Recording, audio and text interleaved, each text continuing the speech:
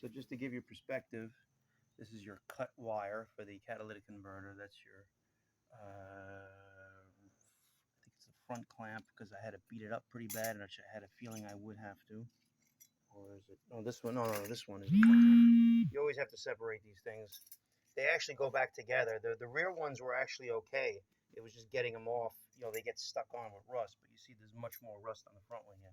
So, just to give you perspective, this is your EGR, your rear, what they call a rear EGR.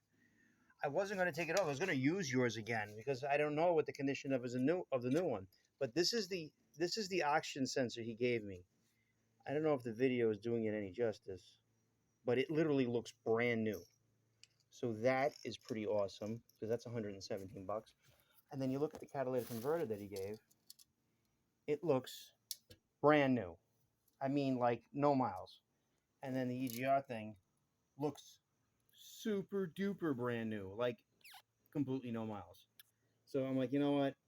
Because you know what it is, you were getting an EGR code. I think you told me that the guy was telling you he was getting an EGR valve. You overheard it on the phone, and I was like, well, if I put this catalytic converter in, and you still have the EGR valve, then it's not his problem. But if we put the EGR valve and the EGR code goes away, then he definitely missed the fact that it was missing the catalytic converter.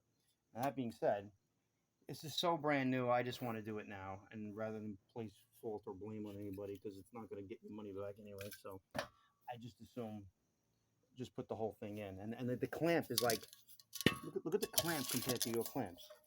This clamp is literally brand new compared to any of your clamps. Even though I told you these clamps are in good shape, I'm gonna have to reuse one of them for the back one here. It's insane how perfect this is.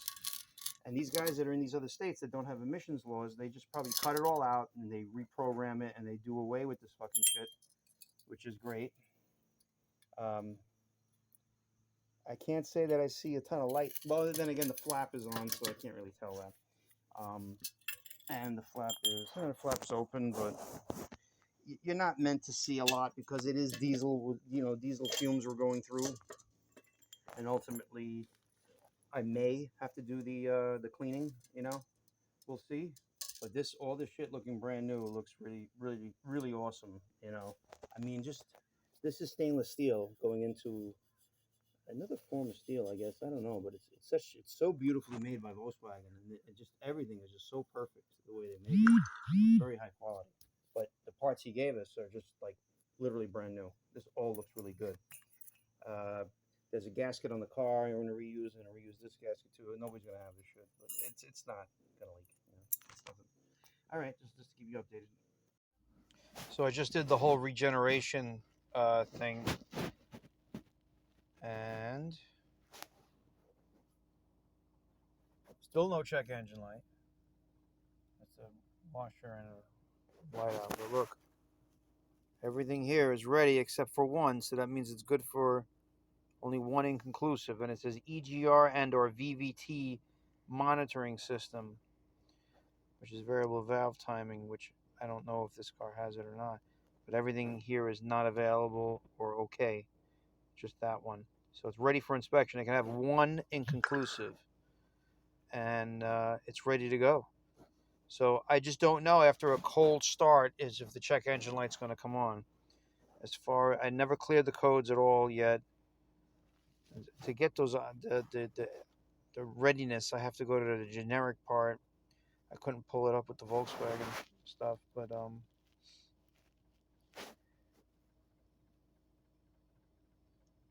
just to show you.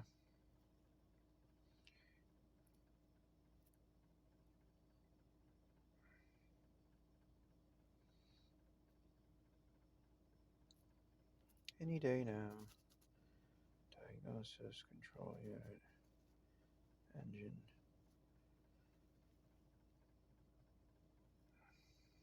Trouble codes. Let's see if anything went away. I don't think so. Oh yeah, look at that. Well, particular trap is still there. Fuel injection. The EGR one went away. So that's good. Maybe it needs to, have a second particulate, cleaning. But it's ready to go as far as the computer's concerned. All this is soft codes, This is the only one. There's a question mark here. I don't know what that means. Possible symptoms: exhaust pressure sensor faulty, diesel particulate filter faulty. Check, replace, perform emergency regeneration, which I just did. So that may not go away right away, but it said it was. It said it was 2.1 grams. Remember, we were up to 12, and when we went down, it went down to 2. Now it said 0. I didn't film it though. There's no. It doesn't give you any possible thing with that one. Coolant fan restricted, jammed. There might be dirt in front of your fan, or the fan is kind of getting weak. Foreign objects, accidental damage, as well as restrictions, as noted in special notes. Remove the coolant fan fuse for safety reasons before checking it. Whatever. But at least one of them went away. But I have a feeling that will go away. I just don't like other people's. I was looking online. Other people just have P2002. They didn't have the shorted to ground thing, and I'm like, I don't think it's shorted to ground. So I don't know what that is. I just hope that the oxygen sensor the guy gave me is good, but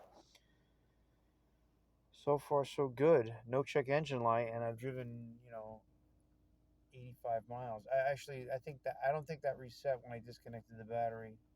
That's one of the things that didn't reset. So it might be just 75 because it took me 10 miles to get home before I can clear the codes, like I was telling you before.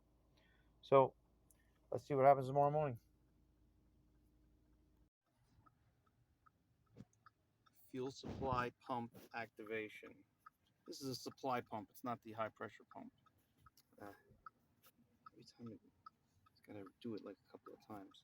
So it says requirements: ignition on, engine off tests. Sorry, there's glare everywhere. Duration about 30 seconds. Required after repairs where the fuel system was drained. After extensive repairs such as an injector replacement and or fuel system flushing, this process should be repeated at least 3 times. There must be no open fuel supply lines. So, I mean, it looks like I did it once already. So you click OK and uh, hit on, and this is when the car is off. It says so. It takes a second. It doesn't always like turn on. I was trying this a couple of times.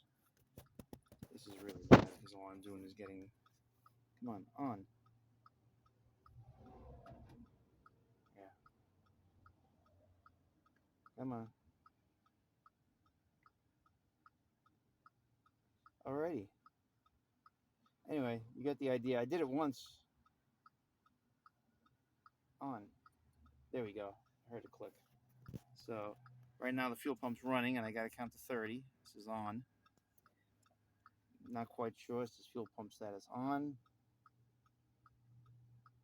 Just says fuel temperature 121, 198.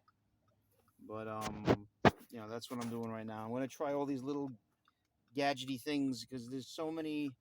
Like that's why it's like they deliberately make it so difficult, and then you have to go to the dealer because it could be something so simple as just following through with all these little things, and then things work better.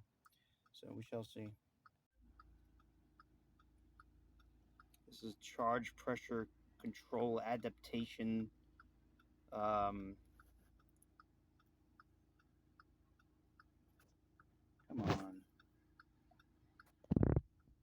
I can't. This is so hard to fucking deal with. Charge pressure control. Errors. Don't know what that means. Charge pressure actual value. I don't know if that's right or wrong, but oops. And I hit. See, that's I was playing with this before. I hit on. It doesn't go on, but when I hit on, everything says not available now. So I don't know. So this is interesting. High pressure target value 4,800 roughly. High pressure target value, or the target value, and then actual value. These are just different levels. I mean, I don't know exactly how it works, but that's at 5,000. So, and then you rev it, I just don't know what 19.3 is, and then this is 23 and 22 versus engine speed. So now I rev it to, what is this, 1500, let's go to 2000. When you go to like 2000, over 2000, it says 18,000, and now it's saying 12,000. So when I back off, I just worry that under a load if it drops, but it seems extremely high to be that much of an issue. But I mean, I don't know, maybe it just needs to be that much higher, because it's high pressure fuel target value, because that's where they want it to go. So they assume it right now to be like 17,000, and it's only 13,000. Kind of sounds crazy. Well, let's see what happens with that other thing I did with the fuel pump. And like I said, there's a couple other things that aren't really working. That other thing said errors, so I don't know. I have to keep looking. I'm just making this video because I want to see if there's a way I can show you what I do when it stalls. Left turn, back off the gas, I slow down with the brake, and right there, it stalls, pop it in neutral, off, on, still rolling, and we go. And the check engine light goes on. See, if you make it happen too much, then it does trip the check engine light. Wonderful. Got to start all over. Oh, see, and just it's like I give it a little bit of gas around the turn and it dies. That's so weird. So it's still rolling. All right. How wonderful. Okay, something happened with my phone. I had to restart it. Adaptation of fuel. This function can be used to adapt the values. When the values are adapted, the control unit are automatically reset. Now, that means they go back to the old stuff if you don't program them. Okay, that's what I'm getting from this. Or the engine control unit has been replaced. The values may only be readapted. My phone is going nuts. When an injector or the engine control unit has been replaced. If the values have been inadvertently entered incorrectly, or if the current IQA IVA value of an injector does not match the stored value. So you put a used computer in, so it may have those values. Like that might not get programmed with it, among other things, you know. So establishing connection, let's see, diagnosing system initialization, and dun dun dun dun dun dun. Come on. Come on. Unable to communicate. Oh my God. How many times has this happened to me with this car?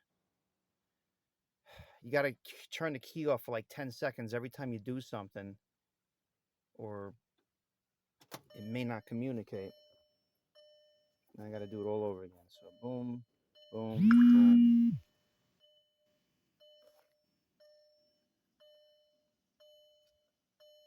Yep. 4-cylinder.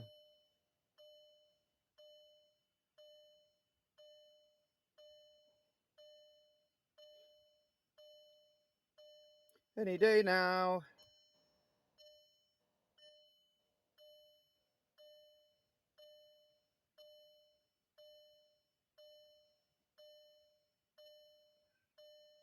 Unable. All right, it finally went through. But these are the codes. It says this is what it says: number 1 cylinder, number 2, number 3, number 4. And the numbers that I got off the injectors are completely different. So I just pulled into my house, and it stalled. But I got a new one because it's off now. Oh, look, it just came on. The fucking thing when I was test driving it, it says diesel particulate filter thing in the center here, where it just went off, and that came on, and now it went off, and now it came on again, and then it's, you know, I look at the code. It says NOx catalytic converter regeneration required. So I guess that secondary catalytic converter is the NOx one.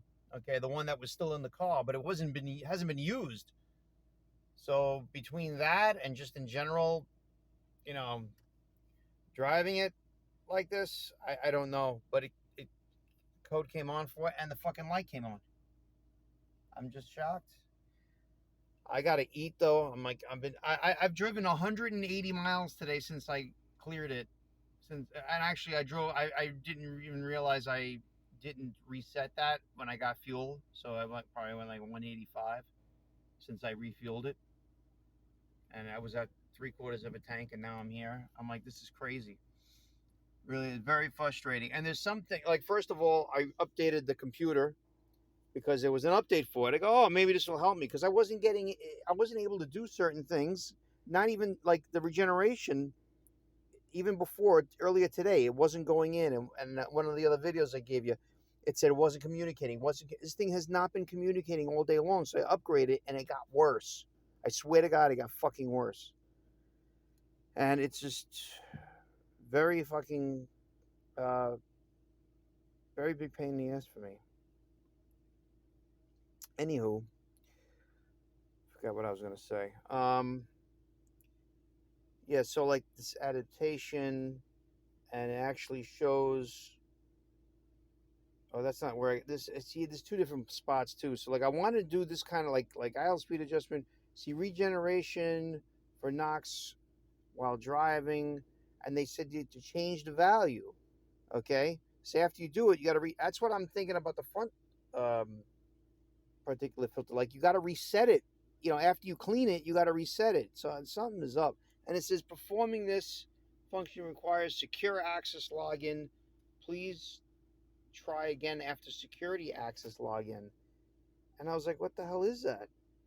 I don't even know.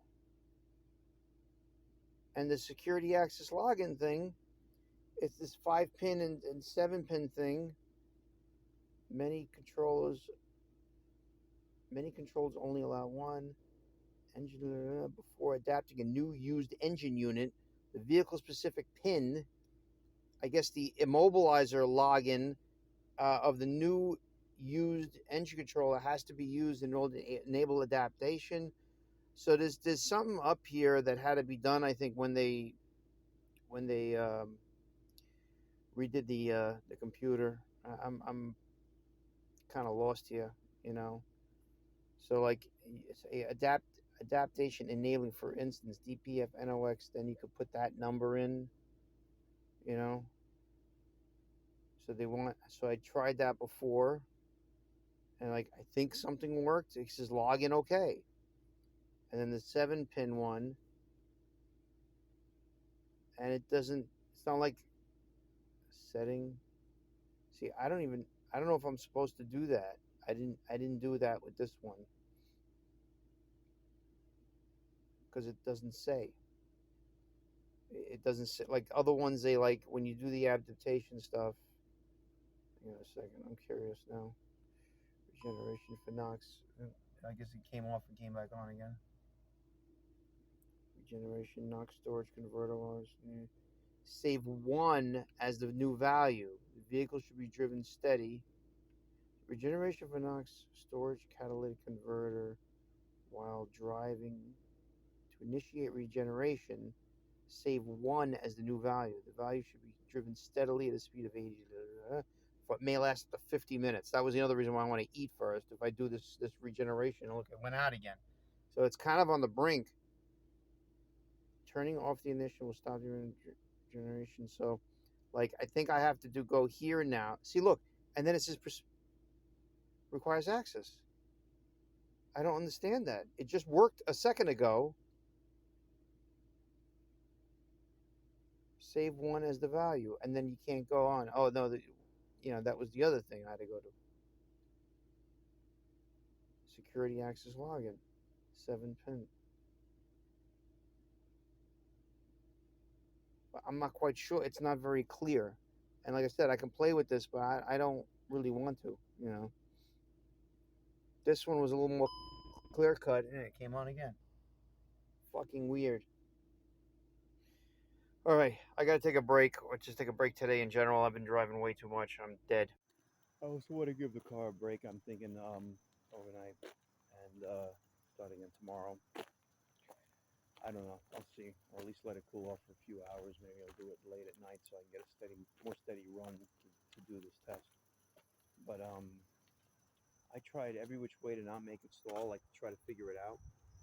God, I was like, it was rough.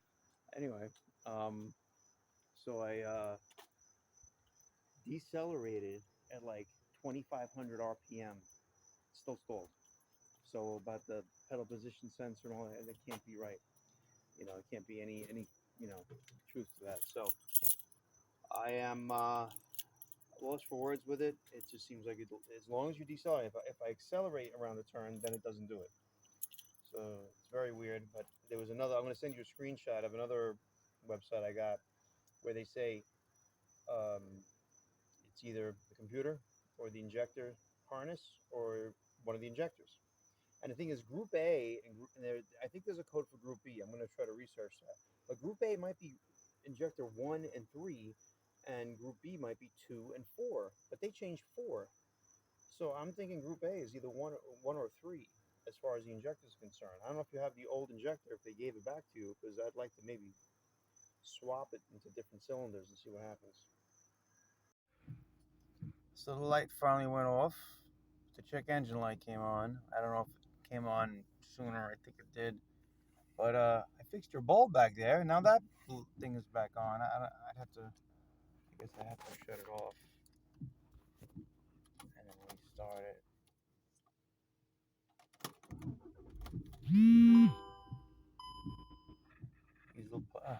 Diesel particulate filter. Oh my God, it went on again. It's funny how the light is out. The one for the tail light is out. Maybe there's a bad connection in there. The other bulb was definitely blown. Top up washer fluid. And, alright, doesn't mention anything about that. Oh my God. But I got a new code here. Fuel sensor for internal pressure of cylinder 3 implausible signal. I don't know if that signal is in the injector. That would make more sense, but I'm going to check that out. P1306. That's a new one. This is kind of what I was waiting for, like something like new shit, you know. But I'm probably going to clear all these codes now and just because there's just too many right now. Particularly this one. This is the freeze frame data. You click on the snowflake. Fault frequency, time, speed 51, load 38, pressure 1004, temperature 77 degrees. I don't know. I guess it's the outside temperature. This other one is 116. I heard that was the fuel temperature sensor, but it doesn't really say fuel temperature sensor. I had a hard time looking for those temperatures. Timing angle. So, oh, this guy.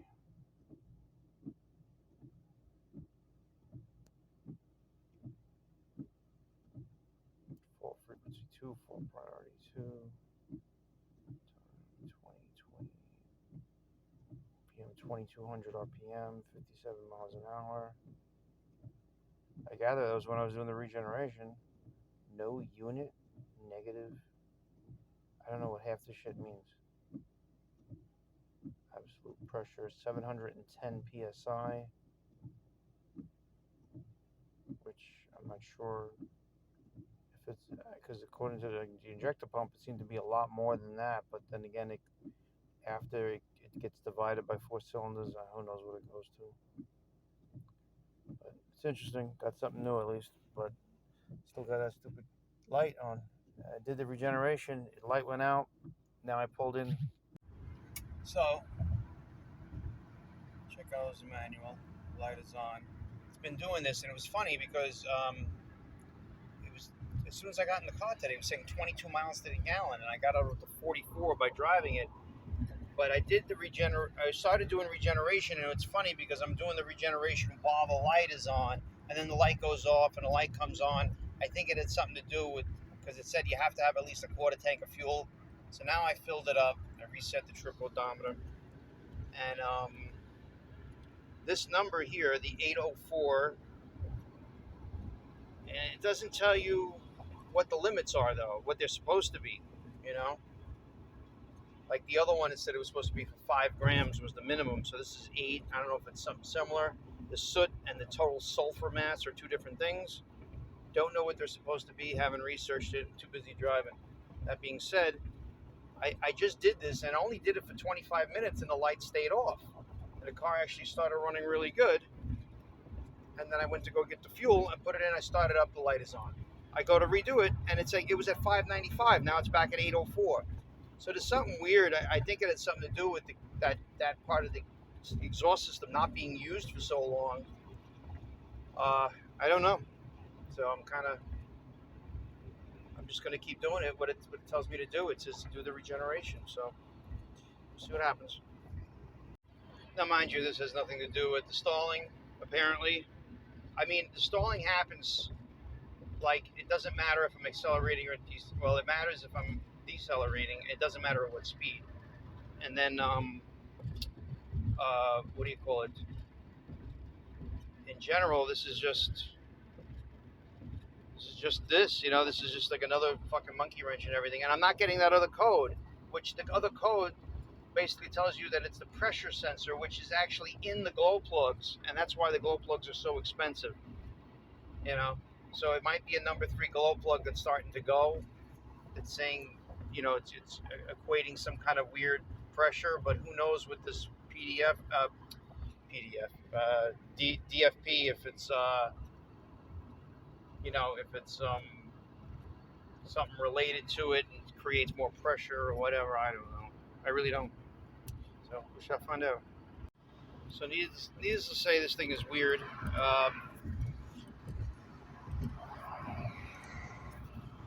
Man. See, it says standard mode, and it goes to standard mode when there's no DFP light. And it's been staying right there. And it takes forever to get to the it says regeneration active. It really hasn't gone into it. I ended up going all the way out to Long Island to the end there, pretty much, and exit 67, and then on the Sunrise Highway, and just going slow, keep you in 5th gear at 2,000 RPM to do this, and in cruise control like they suggest. And it just stays in standard mode, and then the only time it changes is when the car says change the DPF filter and it puts the light on. So I don't know if it's kind of working its way out or what, or this is what happens, it goes on and off, you know. But you can see I'm only doing it 6 minutes. I did it with the light on, and you know, the light goes. So I wanted the machine to turn the light on to do the test, you know, but it's kind of weird. It's not really doing that. So I'm just doing what they say, and they say it can take up to 50 minutes. And every time I do it for 20 minutes, and it goes out, and it doesn't come back until I get over to the side of the road, and then it goes back on again, or something along those lines, where it just constantly comes in and out, one way or the other. So I think I'm just going to go to the guy and ask him how can we get you a sticker at this point. Yeah. So the other thing is with the scanner is that they ask you for security login, and it's something to do with also programming your keys. So I guess the dealer has this code, but I don't think it's like Chrysler, but it's saying the dealer won't give it to you. You know, you have to buy an equipment in order to get this code. So it's like I can't even put in the code, and now I'm wondering if the flap I put in with the old thing, you know, the what they call the rear EGR, I'm wondering if that's causing this thing to think that there's something wrong with the secondary cat, with the Knox cat, because it's I don't know. I was ready to go for inspection, like literally that first night, the first day I put it in, I drove it. You know, yeah, it was like 80 miles, but I got it, you know. It was ready to go. And then the next morning I went, it came on, you know. But there's definitely something fishy with that. And I might put back the old flap because I think you have to program it in place, you know, to some degree. And you need to get a code and it's kind of unfair. You know, they let you do a few things with this, but you got to buy extra stuff, and this particular brand, it doesn't sell it. That's why everybody gets that, you know, the VCDS or something like that they call it. I forget. It's something specific to Volkswagen, and it's just so much fucking extra for one fucking car. When this one does everything, it seems like, but you got to have some kind of codes. So there might be another scanner that finds the codes in the car somewhere. Not 100%. So just let you know. Eventually, I'm going to have to stop, and then I have to do more research. You know, there's only I really couldn't do anything last night. I was dead tired. I drove all the way. I went all the way to the Hamptons, and I'm one exit now. I drove 51 minutes, and then it went off on its own. Finally, because it said it could take 50 minutes, and I'm trying to get over. I'm getting off the highway, but it says, very hard to see here, but the NOx reduction catalytic converter service regeneration was not completed successfully within the specified time. Total suffer mass 5.95, which had went down. The calculated soot kept going up steadily, 4.2 grams when it was in 2 point something or whatever. It was as low as 1.8 at one point, but every time I looked at it, it kept going up higher. So I stopped the vehicle at the earliest opportunity. So I gotta let it so that the light goes on and it stays on through the whole time. So that's the funny thing. You know, top and entering onto the street. If the light stays off, at least the general light that just keeps coming on. Let me get at it. Let me just get off the side street here. So if the light, like right now, if I idle, the light might go on, or if I shut it off and turn it back on, the light might go on. I mean, that's a problem. It is like you want it to kind of give the code, but you want it to go off so you can set it so that this makes the light go on, and then it does the regeneration. So it's like I got to kind of go all the way to fuck back now in order to do this. But I'm going to stop by the inspection guy, see what he says. So, trying to block it. Adaptation. This is to put the values in. So reset exhaust flap. This is something I've been trying to do, and it says save it as 0001.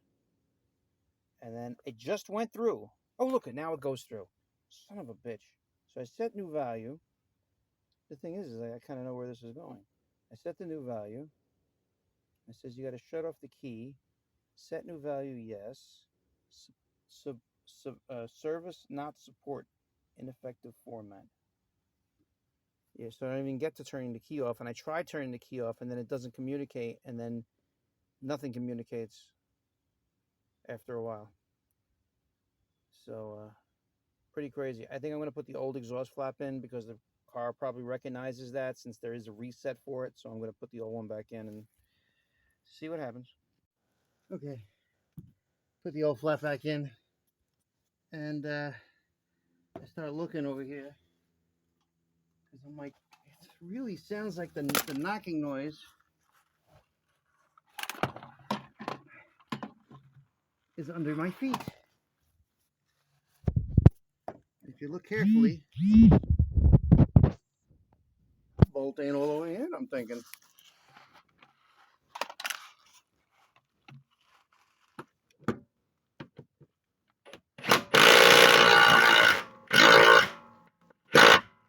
So now,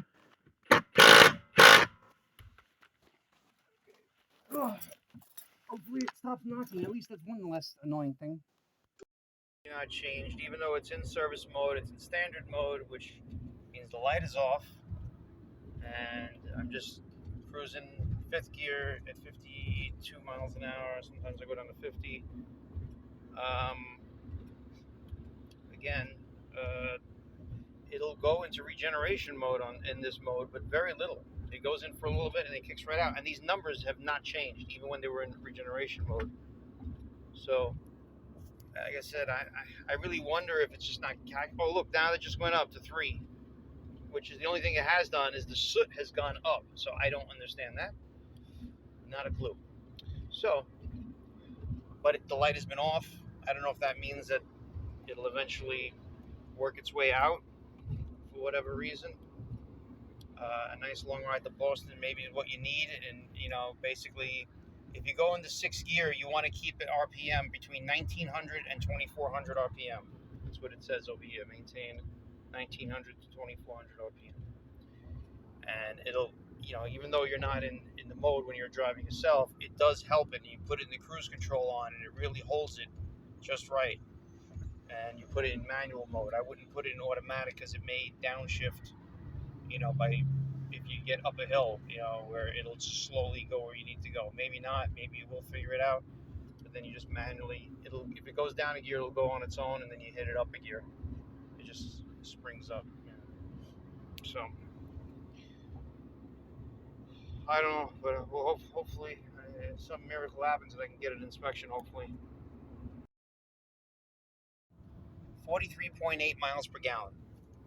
I mean, if the exhaust is clogged and everything's that bad, I just can't see it being like that. I just feel there's some kind of mismatch between the sensors getting, assigned, kind of like what I was talking about with the injectors, among other things. And I really feel your stalling is going to be the number 3 glow plug, because when it dies, when it stalls out, the glow plug light comes on, and that glow plug light is connected to that number, that code that I gave you yesterday, and it's saying it's the number 3 pressure sensor, which is in the glow plug.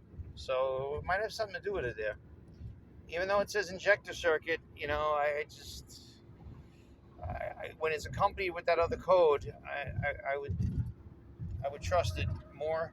Oh, it hasn't come on today, but it only stalled twice on me all day long because I know how to deal with it. So far so good. It said 7. I need one more to be ready for the fucking inspection, and the check engine light comes on. I don't know what it's for. Fuck me. Particulate filter warning for a good 10 minutes now, which is rare since that time it first came on. Another thing, food for thought. I'm like almost 10 miles from my house, I guess, further out east, and of course, regeneration light is still, it was on. When I shut it off and restarted it last night, it was still on. It starts off as getting very low, like 22 miles to the gallon, and slowly building up. But right here, I just read another PDF that doesn't show it in this scanner. Like everything that this scanner shows, as far as the instructions of the regeneration of that NOx catalytic converter, it shows the temperature. I set it to Celsius. It says the temperature cannot be below 87 degrees. So that was a new thing. So it's possible you need a thermostat. Unfortunately, the thermostat is taking apart the whole front of the car. The guy in the video says you can take apart the whole front of the car in 20 minutes. It's a lot to do nonetheless. You got to move the radiator to the side. I don't know if he had the AC. I gather he had the AC off to the side and not, removed. Similar to what we did with your other car. That's how they set these cars up, so that you can work on it better. But I'm not going to try to do the regeneration until I get there. I have it in 4th gear now at like 2750 RPM at 50 miles an hour, and it's still not reaching that temperature. So this could be part of the problem, where even though your car's not overheating, it's running too cool for a diesel, and it's just not doing it. And I looked several times yesterday, and I think I noticed that it was 91. So it's possible it eventually gets there, but that doesn't make it right, because it said you should drive it 6 miles and it should be over 87 degrees Celsius. So this is a little concerning, and that's probably why it's not going through regeneration. So that's another thing. And these are the current codes, which does not include the 2146, but I got signal for internal pressure of cylinder 3. So it's looking more like that the stalling is the glow plug, number 3 glow plug. That's my opinion.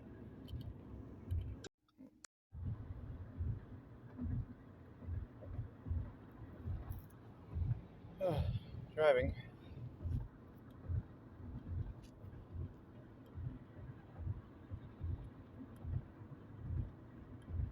Still waiting. See what happens. So I just start playing with it. Goes even more low, and check engine light comes on. Ah! So the scanner, I decided to go to this the generic thing because I have to go to the generic thing to find out what the monitors are. The regular system won't do it.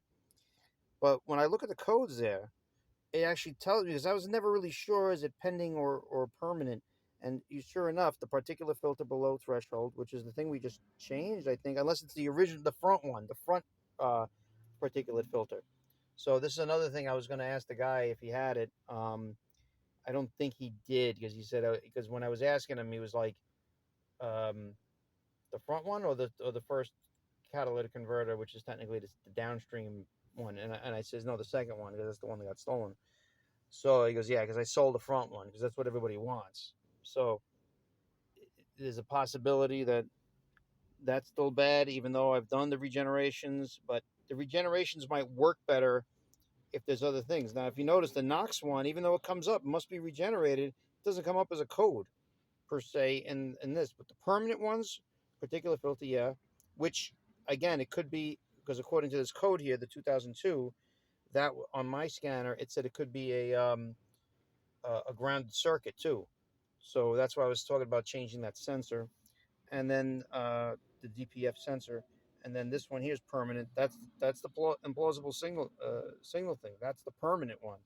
These other two, the particular threshold, it's funny how they always do that. You got the permanent with the pending, and then that one's current. So these two are the most important ones, apparently. There's really only two codes here, but there's two pending, two. This is five here. Hang on, where am I looking at? Okay, so current, pending, and permanent. So it's something to that number 3 glow plug, I think. It's a big part of this. And these things are always funny. These newer cars, if you look, the ones that are permanent, I don't know how to erase them because the scanner won't erase them, whether I'm on the Volkswagen side or this side. But this is new to be permanent where it can't erase it. So, like I said, there's something definitely to that.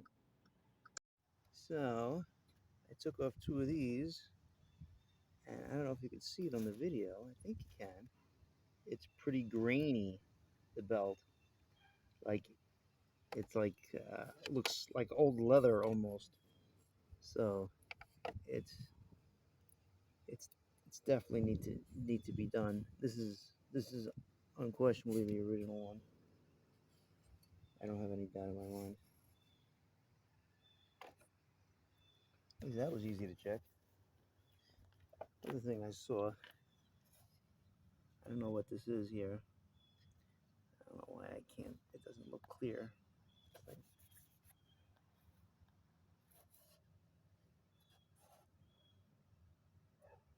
that guy almost looks like he's broken. Come on, phone. It's like, so I was following the harness. You can tell it's new, and this is sticking up a little bit. I guess that's supposed to be like that. It's supposed to be like that. This is where your glow plugs are inside here. So it's part of the same harness. So this is the number 3.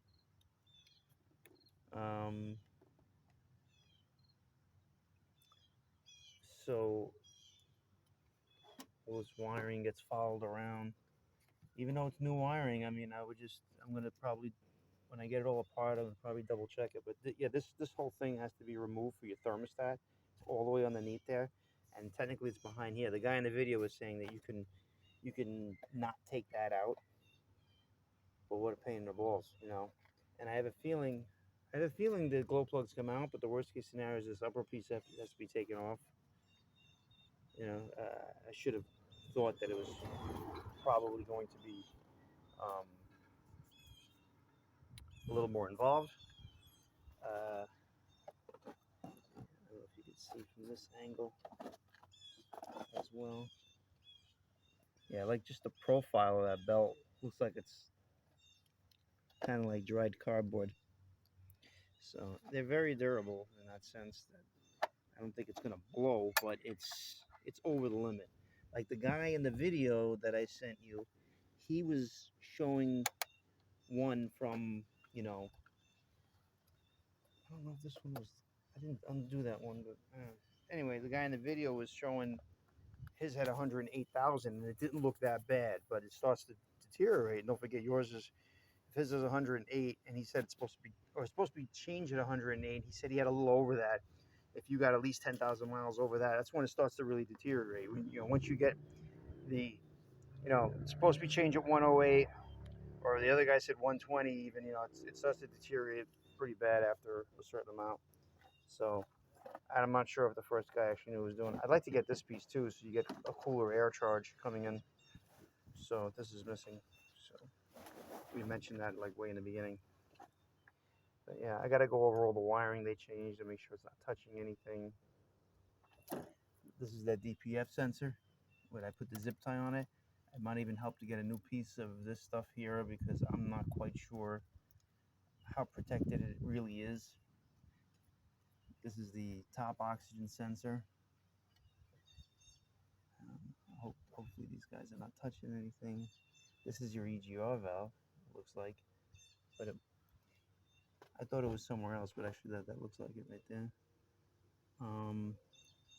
There's a clamp right there. It goes from the, appears to be the, like this looks like it's bolted to the turbo, and the turbo's back there. This is the front DPF, this guy over here, with these three nuts, 1, 2, 3. That's the thing that always says it's clogged. Maybe I'll pour, I saw that you had the can of the DPF cleaner. I might just pour it right in there when all is said and done. Let's see what happens. What else?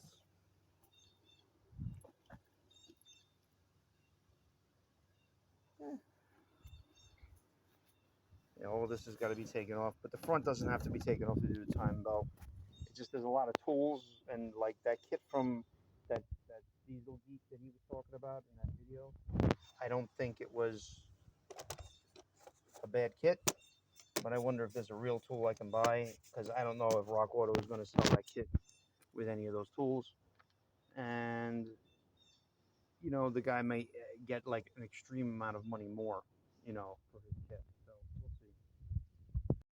Okay, so as you can see in the generic code reader, but it's still, you know, trouble codes. It says trouble codes Volkswagen, but it's a generic reader.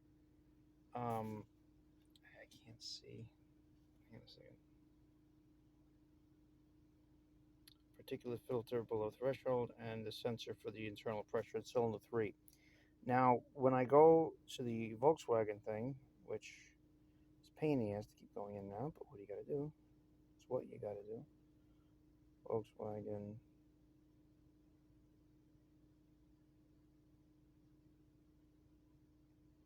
Your VIN number. Go in.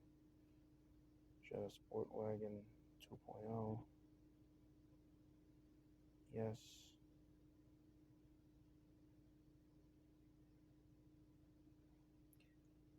Diagnosis, control unit, engine module.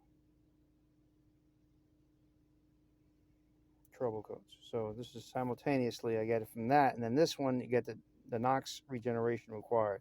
So it's saying active and static, which is a little more permanent. Which it's funny how the other one says the 2002 still on the generic code reader. So you get different codes from different readers, you know. So this is 2 and 1. But you see, as soon as I pulled into my development, there was a guy right on my ass, and I realized that when you slow down to less than 10 miles an hour, you can totally make a left turn. It's not an issue. But if you're still coasting, you will stall.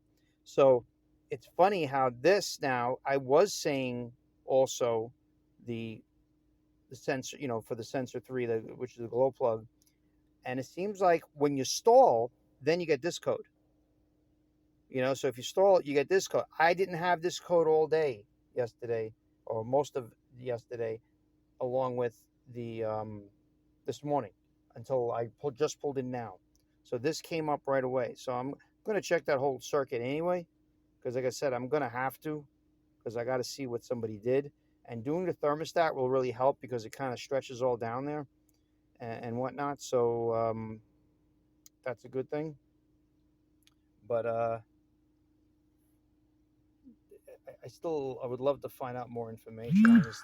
It's not very clear, you know. But it's funny how I never get this one, but I get the other one, and when I get this one, I don't really see the other one. Maybe it's just me because I've been looking at it so many times, but it's different than what the other one says. The other one says that one's a permanent one, the number 3 for the number 3. So it's kind of weird, you know. And then it has the other one is the permanent one. Well, this one says active and static. These two are just passive and sporadic.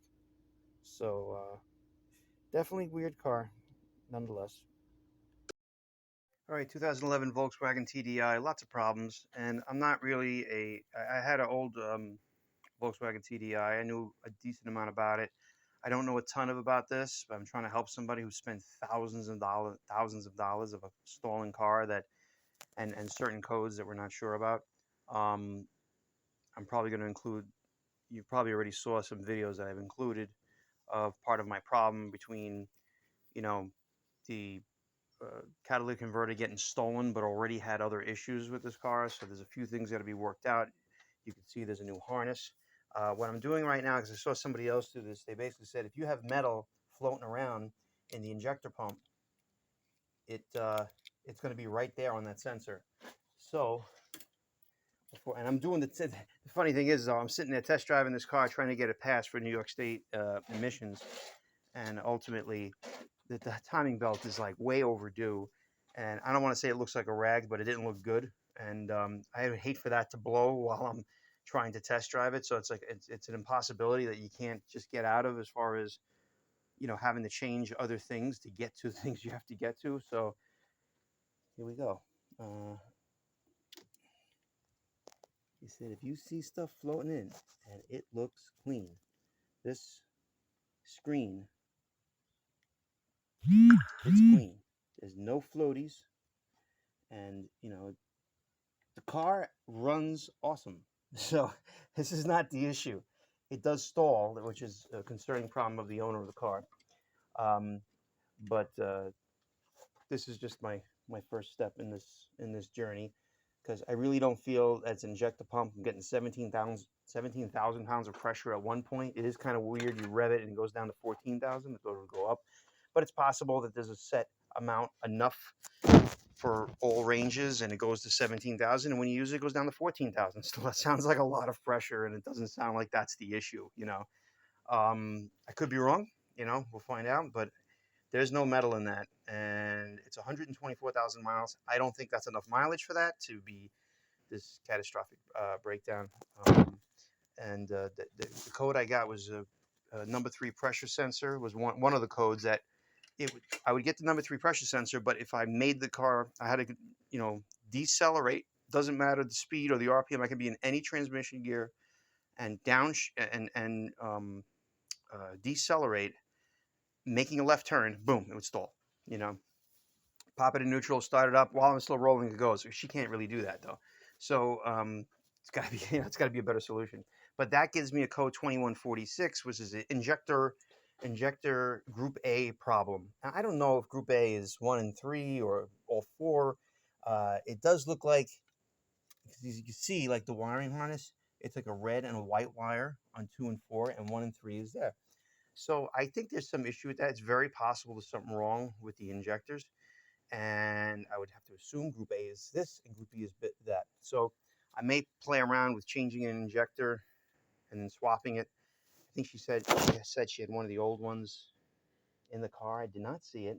So that might be a little struggle to get to that point, because that still may be an issue. It may be separate than this number 3 pressure sensor. And supposedly the glow plug, this is why it's a $65 glow plug on Rock Auto, which is cheap compared to buying it locally. This doesn't even look like it's that old, you know, at all, to be honest. But I don't think these things get really tarnished, you know. I mean, that part could look a little old, you know, but and I'm just realizing that you have to, you know, I see a, you know, like a QR code on this stuff, and when I was doing her you know, I was looking at the computer, because it's a new computer for me too, this Autel MX808, And I haven't really got crazy with computer diagnosis. It's I know, but I also don't know. I don't know the values of certain things and stuff like that. I kind of get it, but I have to also go with common sense, how something feels. It's not always the case, but all these numbers, these codes on these injectors, and they were all wrong except for the last one that was supposedly changed. And that's the code on there, this 7-digit code, with the letters and numbers. So I changed the rest of these to be matched that. I thought that was the problem with the injector thing, because that kind of makes sense. Okay, it's not recognizing the thing, and the code on it, and why it's stalling or given that particular code, but apparently not. So some guys take off this whole cover to do the what do you call it? The thermostat. I think I'm going to try to take off the front here because I think you have to do it anyway. And I'm going to see if I have the room in there. I started taking off the bolts. I'm like, what? Maybe I don't have to do it because somebody did the time belt without having to take off, the front. Just to do the thermostat, it's a pain in the ass. I get it. I suppose you can do it without taking out anything. But if I committed to taking it out, why wouldn't I have the room? So I'm not quite sure why somebody would take this off in 20 minutes. But there's antifreeze is going to be drained, but you have the air conditioning, the antifreeze. They make it sound like it's so easy, and I get it. But I don't have a lot of room here, so I'm going to try to do this without that because I still feel this would have to be taken off. And like I said, if I commit to just doing the oil thing, because he took off the whole front on another YouTube video just to not take it, So those are that thing. So her catalytic converter was stolen, and then now I'm getting, once I put it all back, because we don't know how long she was driving, because the car is whisper quiet for a diesel without a catalytic converter. The front one, and I don't know. It's not. I guess it's the secondary DPF, just the front one right here. Not quite sure. I'm getting EGR codes every so often. Not sure. I heard when you do, as I try to do regeneration, and it won't do the regeneration on the Knox. So supposedly, I just found out that maybe I can make it tell the computer that I actually changed it, because it's like hard. It won't come out of it, and then the light is always on, which the light was never on for the UPF. I just assumed clean it because the levels were really high when I first checked it.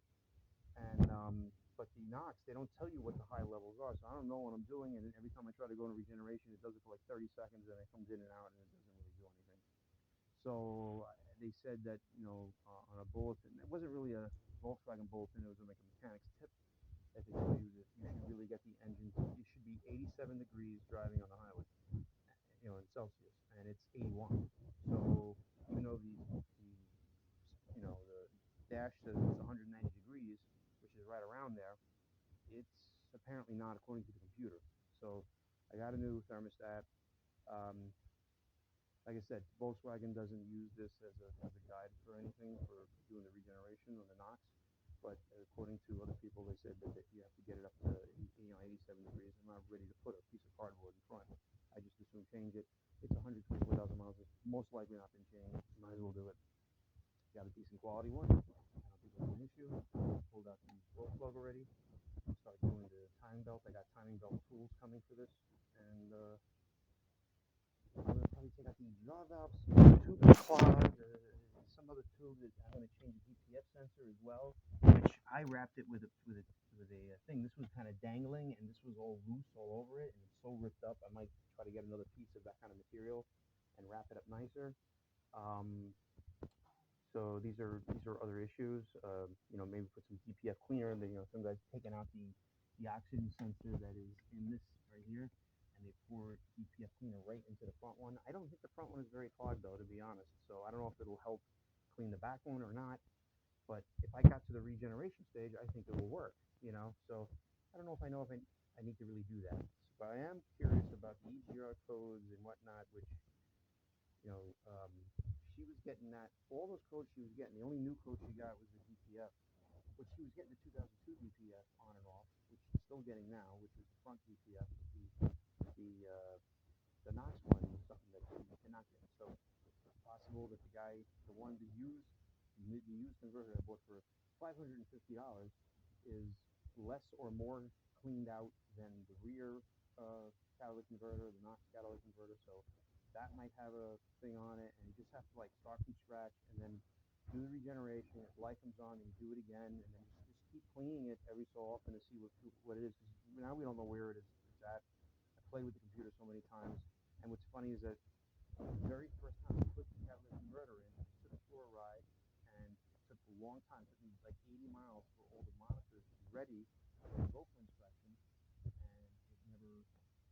I ready to go for inspection. Next morning, I start the car, and the check engine light comes on. I never could get it to stop being ready with the monitors or the check engine light not coming on.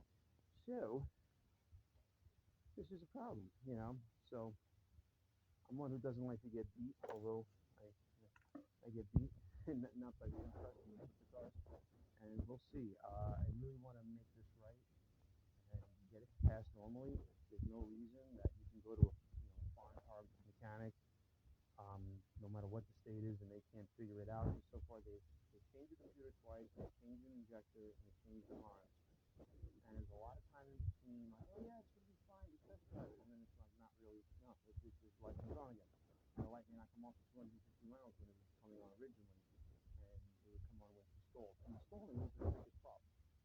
She almost didn't care about the stuff, because if she didn't install, she'd feel safe driving it. So that's another. So that's what I'm going to start taking a few things apart and let you guys know what I'm going to. So got the bottom of the air cleaner off. I think I already had the grill out. It gives you more room. I took up the little piece over here. One plastic piece was broken off. Probably was in an accident, so why that piece was missing. This little elbow here, which I'd like to get.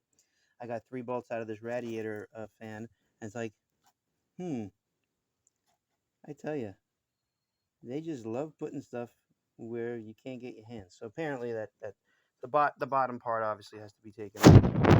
And anyway, it's when I do the time belt. But it's always something. It's like, why can't I just take out the radiator and get to this? Or no, I got to start doing the time belt in order to take off this piece. It's stupid. A lot of things are stupid. I might be able to do it without it, but I wanted to take the fan out to give myself more room.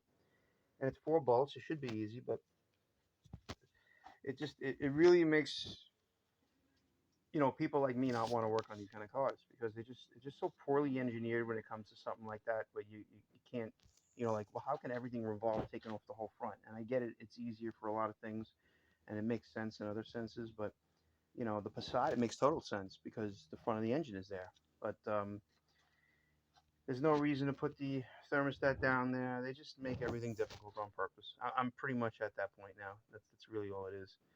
So, oh, that's funny. There's this guy. I never took anything off of that, so there's that. Apparently, did something come off that I'm not aware of? No, somebody left that off because I didn't remove any clamp or push on, whatever. I gather it's just a heat riser pipe. But yeah, this was just out in the open, and so was that. Unless I find a little piece that kind of fell down, but I mean, I ain't seeing it. Maybe I'll see it from a past mechanic, but that ain't there. So that's interesting. Interesting. These are the words I've been using. Oh well. Back to work. Very clean under here. So originally, okay, that one also said the owner said that somebody said they changed the engine. Who knows? Maybe they put a CGA type motor than a CJAA. Supposedly they're basically the same. I gather everything would have been swapped to make injection and whatnot. But I mean, this motor is actually pretty spotless.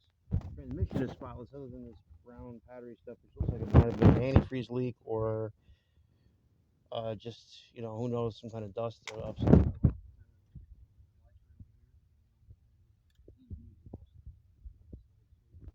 You can see it on camera as well. It's so as far as this thermostat is concerned, I guess that's one of the hoses up there where my finger is pointing that goes to it. Yeah, I just think there's a decent amount of room here. course, the screw that I was bitching about is, you know, just me being a little hasty with Volkswagen, because this bottom cover's got to come off for everything on almost every modern car as well. I mean, I don't know what happened here. This is a turbo duct and it's zip tied. You know, that's fine. You know, it's nothing crazy.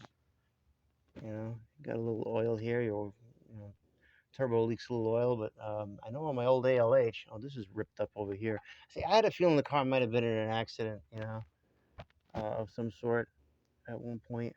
I'm not 100% sure. Yeah, like, did I take that off? Is that part? I guess that goes. I don't think so. This corner piece was gone. It's gone over there too. All right. Let me get the fan out to get more room. Nice to know there's bolts missing.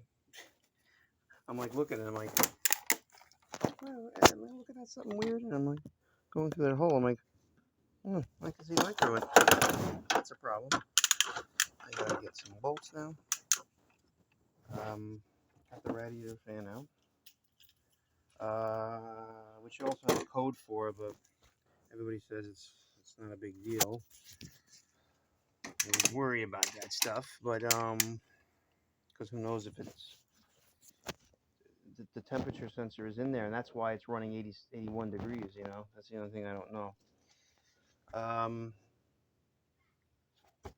You would think that this thermostat would close, but you know, you start with the thermostat, I guess. But yeah, I'm gonna take off these two in the end. I might have to find, you know, take off the ones for this too. EGR tube, I gather. And take it from there. Thank you, Volkswagen, for not having a drain petcock on a on their cars. What kind of shit is this? There's no drain. Oh, that's not fun. Oh, now I gotta make a mess. I gather I can take it off that hose that we saw up from underneath. What this continues to. That's a little bewildering, to say the least. So, oh well. I got everything apart. It's really not that bad on this car. Much better than I thought. You don't even have to remove the tensioner, but you do have to use like a 1/4-inch drive 10mm to get that bolt out. What's weird about this now is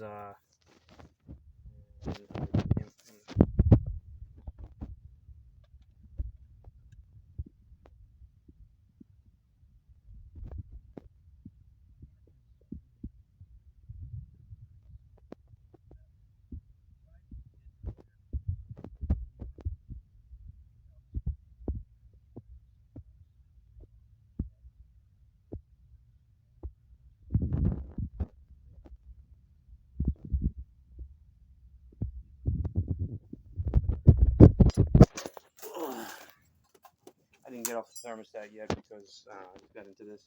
But there's a blue mark here and a blue mark over there. So I lined that up. And that's where the bottom one ended up. So that's kind of weird. Not quite sure what they were doing with that because it doesn't quite make sense. These do look like heavy-duty pulleys, like you could use them one at a time, but it's kind of silly, you know. Just like it's good to know that you can go over the limit on your timing belt. I guess it's not as a rag as I expected, but these things need to get done. You know, you can't just let it go because all you need to do is get a colder day. It's dry. You can see just the color of it. It's not soft, pliable rubber really anymore. What else? I took out the washer because that was leaking. I tried to loosen this and I could see the headlight. That was trying to find it. I finally found it.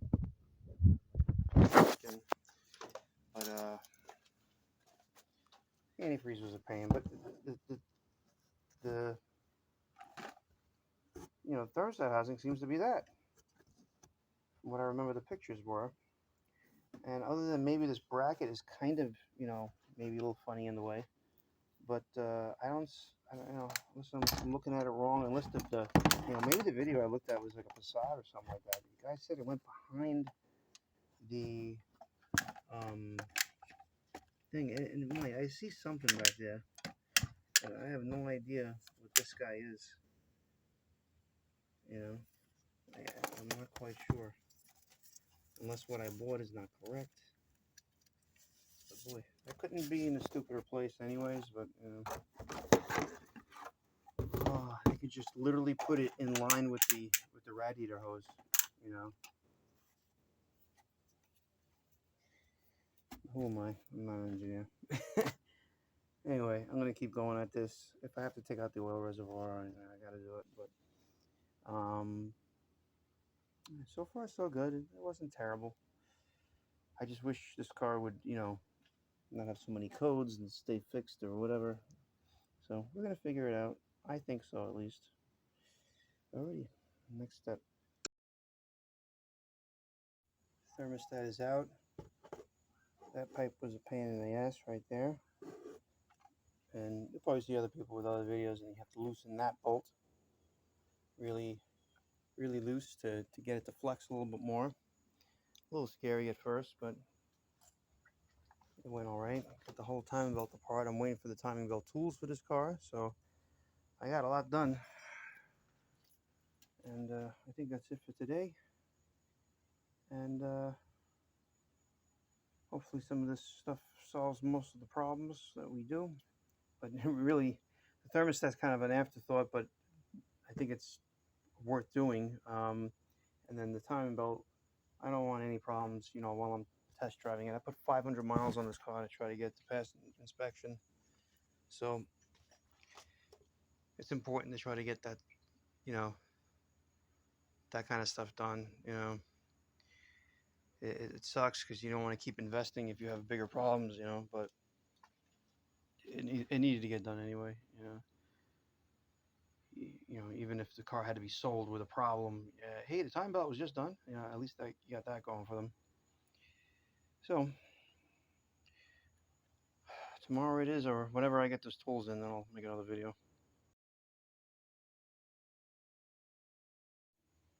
Getting it off of this guy. You know, there's my hand. All right. That guy was a pain in the ass. Got to loosen that bolt, and that way that other plastic piece flexes, but it goes all the way around, zigzags, and this was like the quick way that people say. The other guy was talking about taking it off, taking this whole front off, and I'm glad I didn't. But I got the whole timing belt apart.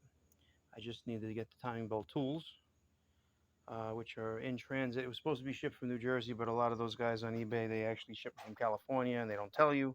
So I didn't even check the you know, tracking number yet. I got the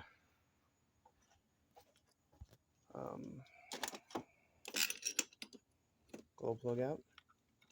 It doesn't look old. I don't know if there's a date code on it or something, but it has more of these QR codey looking things. Let me see.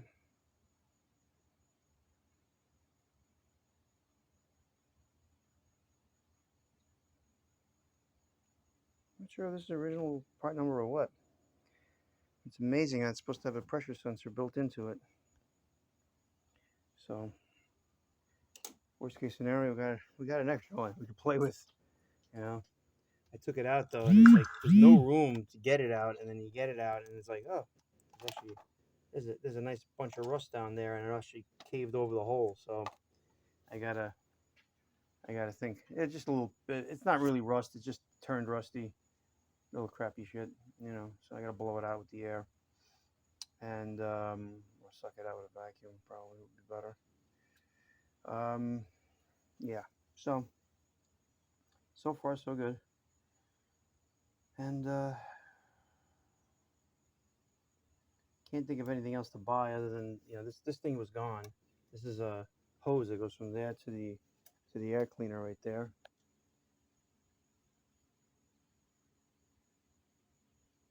Oh my God, Mike! I can't get it. Okay, right there, that guy,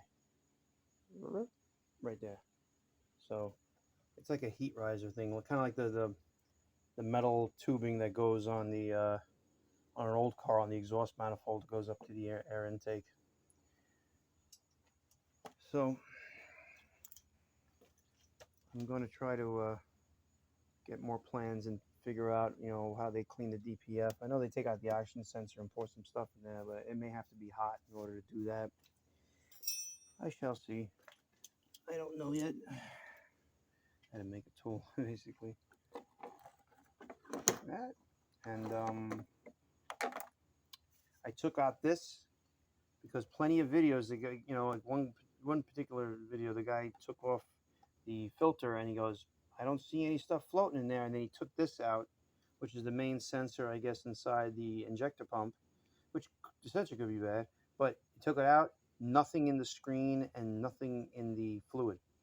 The diesel was clean and there was no issues there. So that's a good thing, because your injector pump is wearing, I think it wears pretty quick, so I said the car rode too good, drove too good for all that. But I'll have a bigger video on YouTube and everything when I get done. Just wanted to send you this.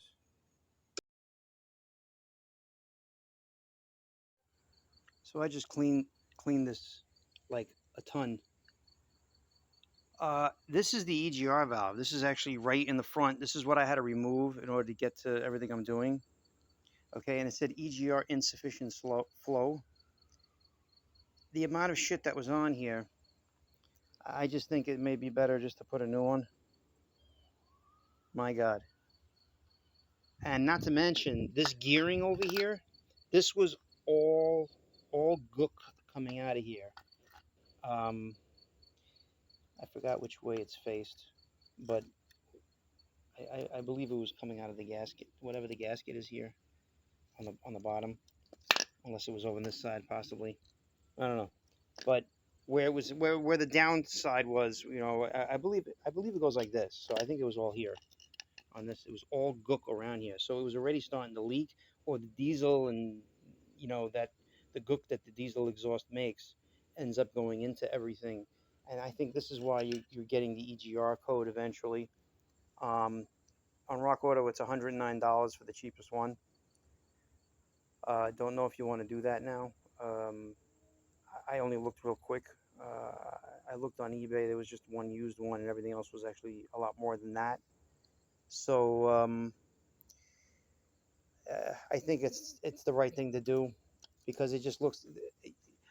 Even the old ones, they always needed an EGR valve. It's a very dirty environment for it. And this is a plunger that opens up, and this is the tube that comes off the manifold that lets the EGR gas, the exhaust gas recirculation, to go back into the engine. And it gets dirty, and it's pretty dirty. It's really caked on now.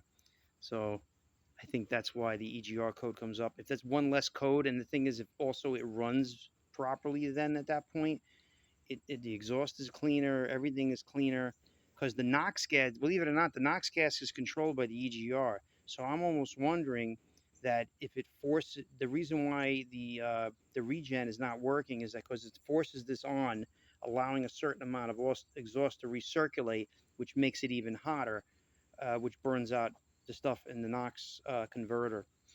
And that's what's causing some of the some of the problems.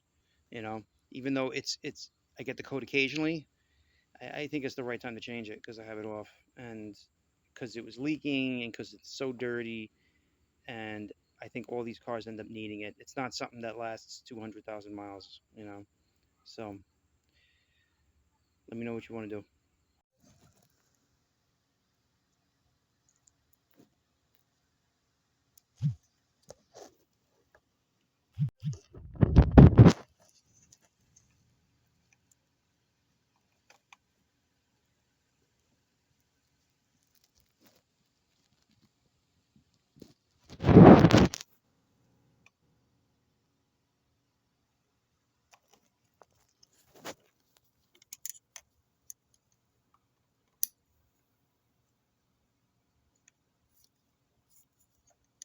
me tell you something.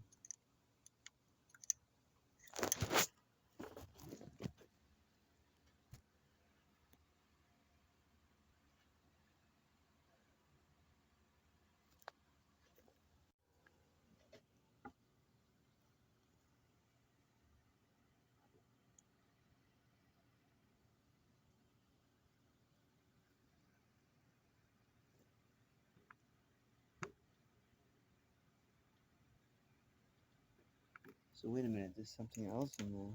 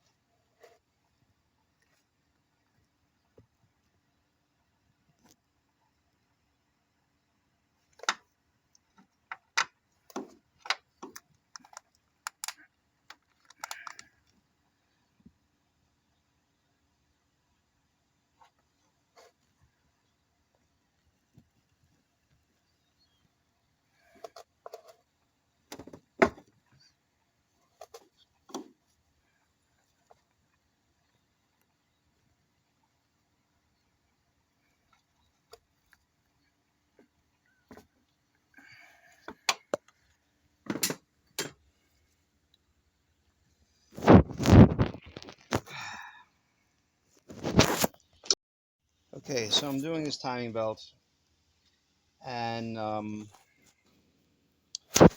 lot of conflicting stuff, and I realized that there's two teeth. You can see now right there better where you got to put the pin in. They really weren't showing it clearly. Might still need to be tweaked a bit. But couldn't get the thing to go in. Okay, that's the... I'm not sure, because I put the camshaft pin in first because it was very similar to where they have this blue line, but you can see the blue line right now is way off. And that one is lined up. This one is definitely not. I can't believe it stretched that much. See, this goes into the first two. Where's my hand? Goes into that two little thing, but it doesn't go further in. It lines up. Somebody lined this thing up to that. Where am I here? Somebody lined this to that, and it's not. Like right now, I'm putting it in line. That's like 2 teeth off. This injector pump had to be pretty far off. Something's up here, you know? And I'm not 100% sure if this kit I bought was correct. I'm using the pins out of it, but I had similar pins for an ALH motor. but it supposedly does the 1.6 and the 2.0. But for some reason, it's seeming like the foreign one is different. Sorry, I restarted this. So, like, I'm not 100% sure if this is even correct, because, like, there's nothing here that really screams, hey, I'm lined up. You know what I mean? And the 3-bolt style, sorry. So, yeah, no matter what I do here, it kind of, I'm like, what the hell is this even, you know? So you got to be careful. But the same kit was like going for a lot of money, and it said it did it, but it looked exactly the same as this one that was only $40-something, because I don't believe in spending a lot on tools. But it ends up being, I basically had all the tools for this already. Yeah, this one has 3 points on it, which I'm like, how is this even? That doesn't do anything, you know? So I've seen other people use, and I have these two guys. One was for the ALH, and I'm not sure which. I thought it was this one. This one looks cleaner, so I had one engine that I did with this. That was the old 2.0, like a 2004 Passat that I used to own. But like right now, no matter what, it seems. Let's see. Where is this mark? It was around here somewhere. Yeah, you see it's facing the belt. That's what other guys had done as well, but it's almost like one is in time and one's not. But it's like it's in line with the camshaft, but not in line with the injector pump. Something is up, you know, because it actually, the little pin goes into the hole here. Yeah. So you have to turn it, and that mark up here, come on.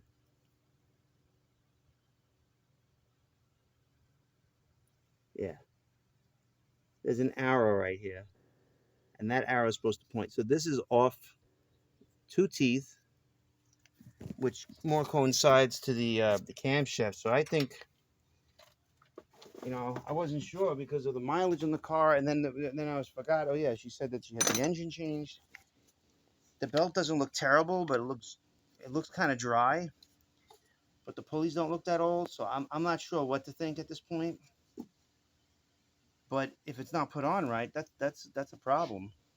And what's funny is that there were 2 marks on this crankshaft that was the width of that, this guy here.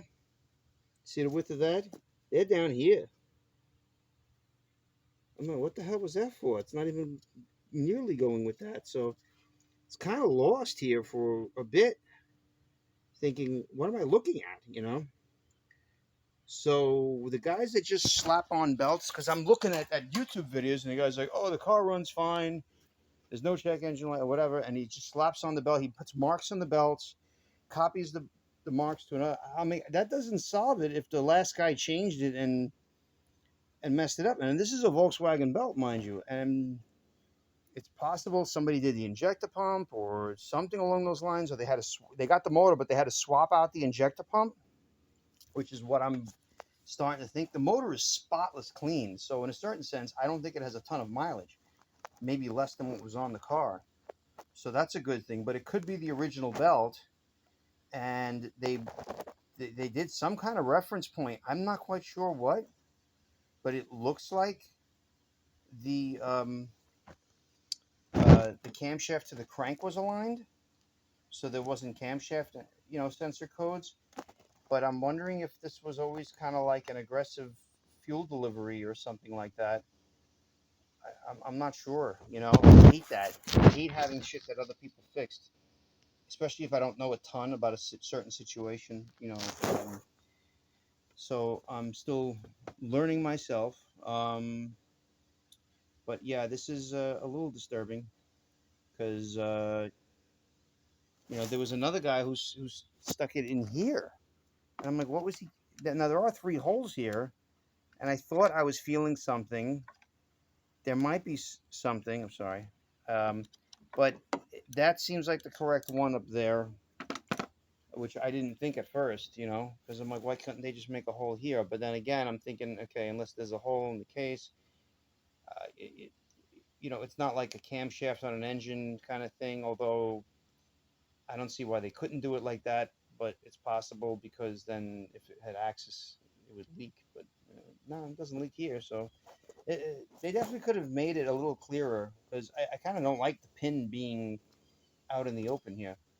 But right now with the pin aligned, that's off, and this is off.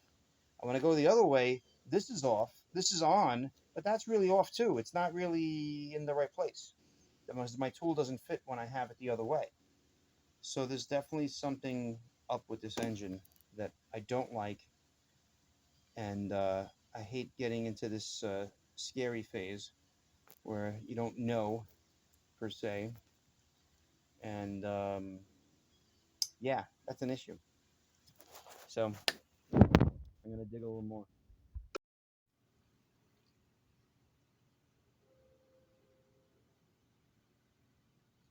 Okay. A little bit. I was playing back and forth with it a bit.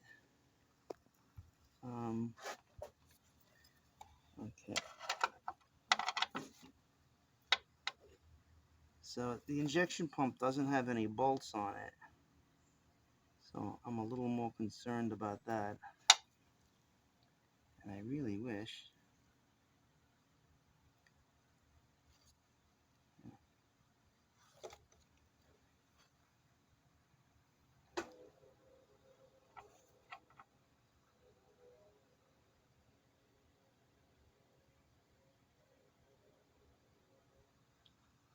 Come on, you hump.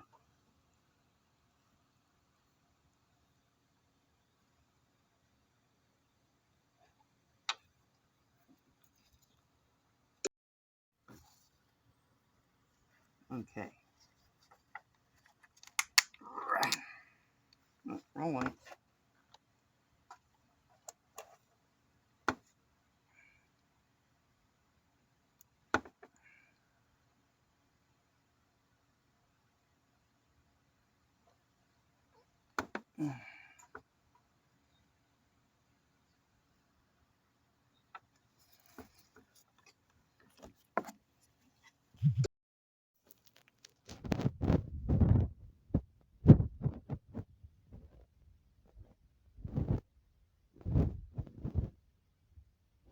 Looks like touch more counterclockwise.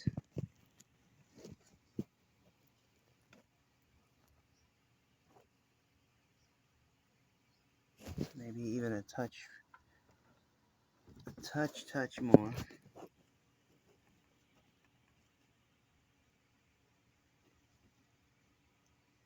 I think that's lined up. So since there's no bolts on a bolt to turn the, I mean there's these, but I'm just saying to reliably hold it while you're trying to do this stuff. Okay. So this guy, well, definitely.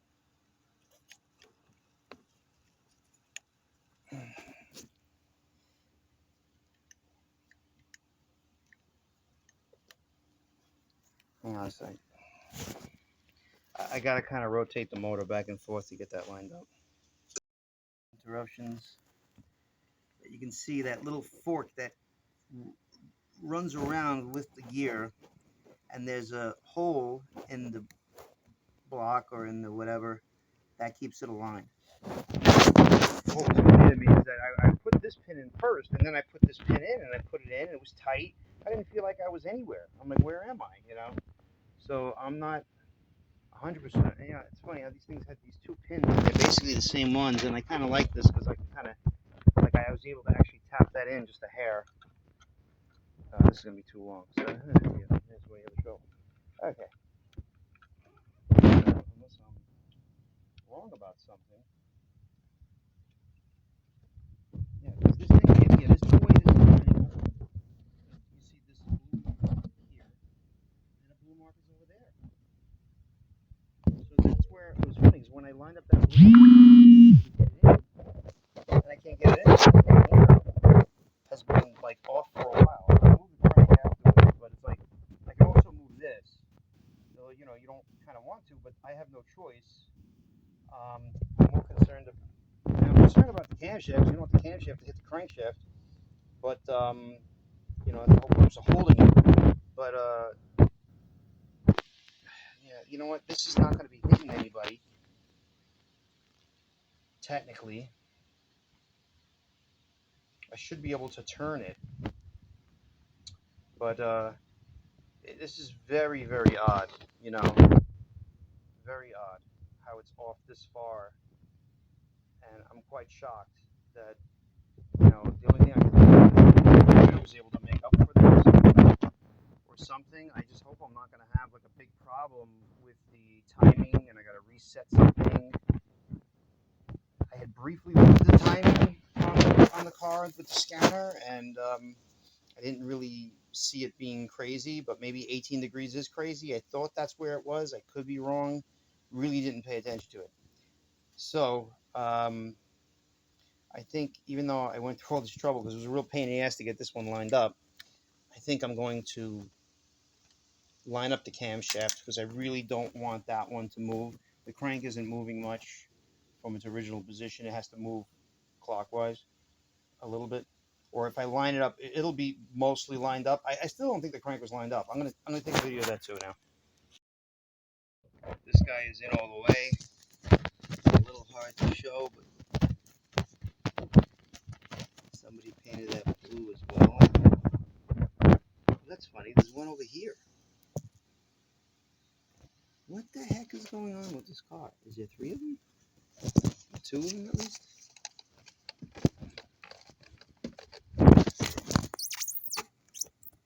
Because I'm going to be lost for words.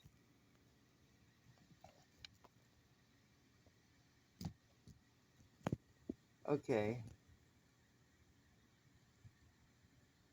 I might not be on it still. Oh, and these things are so hard to get out. All right, I need two hands.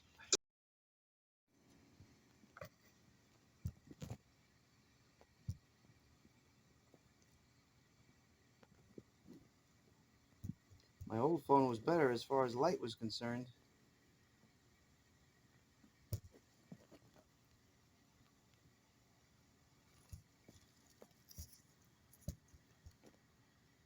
Come on, you hump.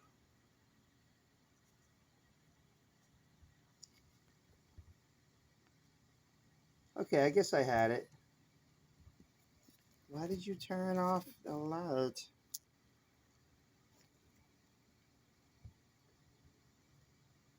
Yeah, okay. And it's funny because there's another one of those Who Ya Dads over here. Oh, I guess that there's a line right there that I guess it shows you that it's like sandwiched in between there, perhaps. You know what I mean? That piece of aluminum there? Maybe. Okay, so that is lined up. So let me put this guy back in.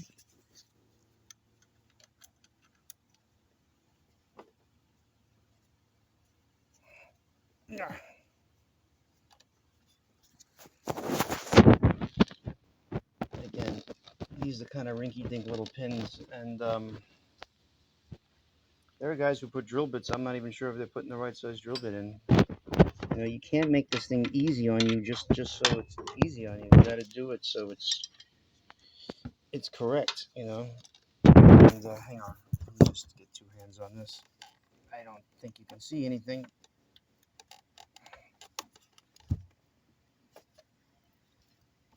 Okay, boom. That's all the way in. I knew something was up with that. Okay, so that's how far that pin goes all the way. And for all I know, this is a dealer mark. But back one, come on, phone. See, they had it lined up with that. But I see the other two lines down here.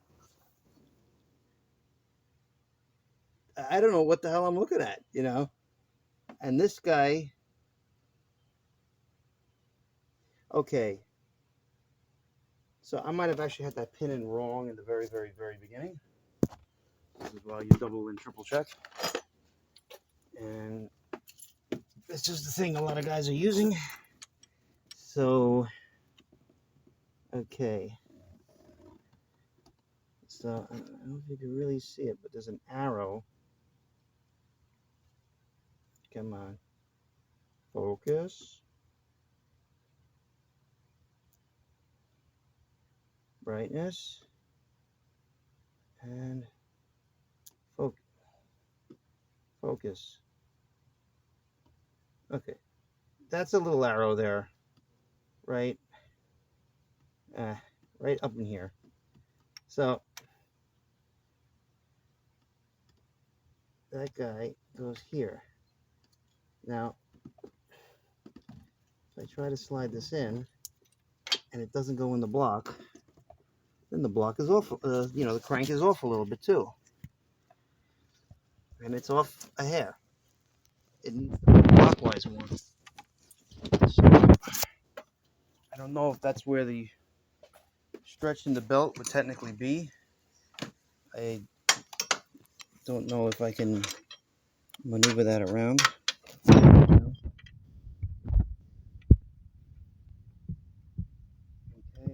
Get it. Oh yeah, look at that. I got it to move a little bit. So in the realm of stretchiness, that's what happened. So right now, like I said, it did seem like this is in alignment with that. So that's in, the crank is moving, the gear ain't moving.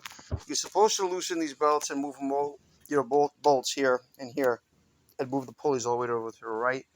When you get it all off, but that's the hole. And the Huya is up here. That is off. I don't know how this thing is running. And what I'm afraid about is that, everything's going to be kind of weird with the computer and whatnot. Let's try to zoom in on this. Yeah, you see? That's one end of the leg. And it's all hidden under the belt now. So, this ain't right. Every single video, everybody has it lined up. And I know this car was touched. And, a guy installing an engine, may not put the effort in, especially if they know it's a low mileage. But what's sucky is that the junkyard sells you these motors. They don't give it to you. They don't even give it an option. Like, they don't say, listen, you can have it all set up, but you got to pay us $1,000 extra. You can reuse your old one. So I'm pretty sure the injector pump would be on the old one. I'm very shocked if it came with it. But again, I had read the belt and it said Volkswagen, but this is not. This is not lined up right. I hope I can get it to move without much issue. But I know that I can at least turn it all the way around. It's not like going to interfere with anything, but there's got to be some kind of timing issue with that for sure.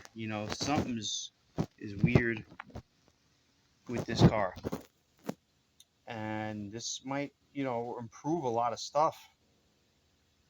The thing is, she's owned it for a while, and she didn't have any check engine lights until relative recently. But if the injector pump is that far off, I can see it being an issue. So I don't know. I really don't know. I wonder if somebody touched it and they didn't tell her they touched it. Something's weird, because it's just not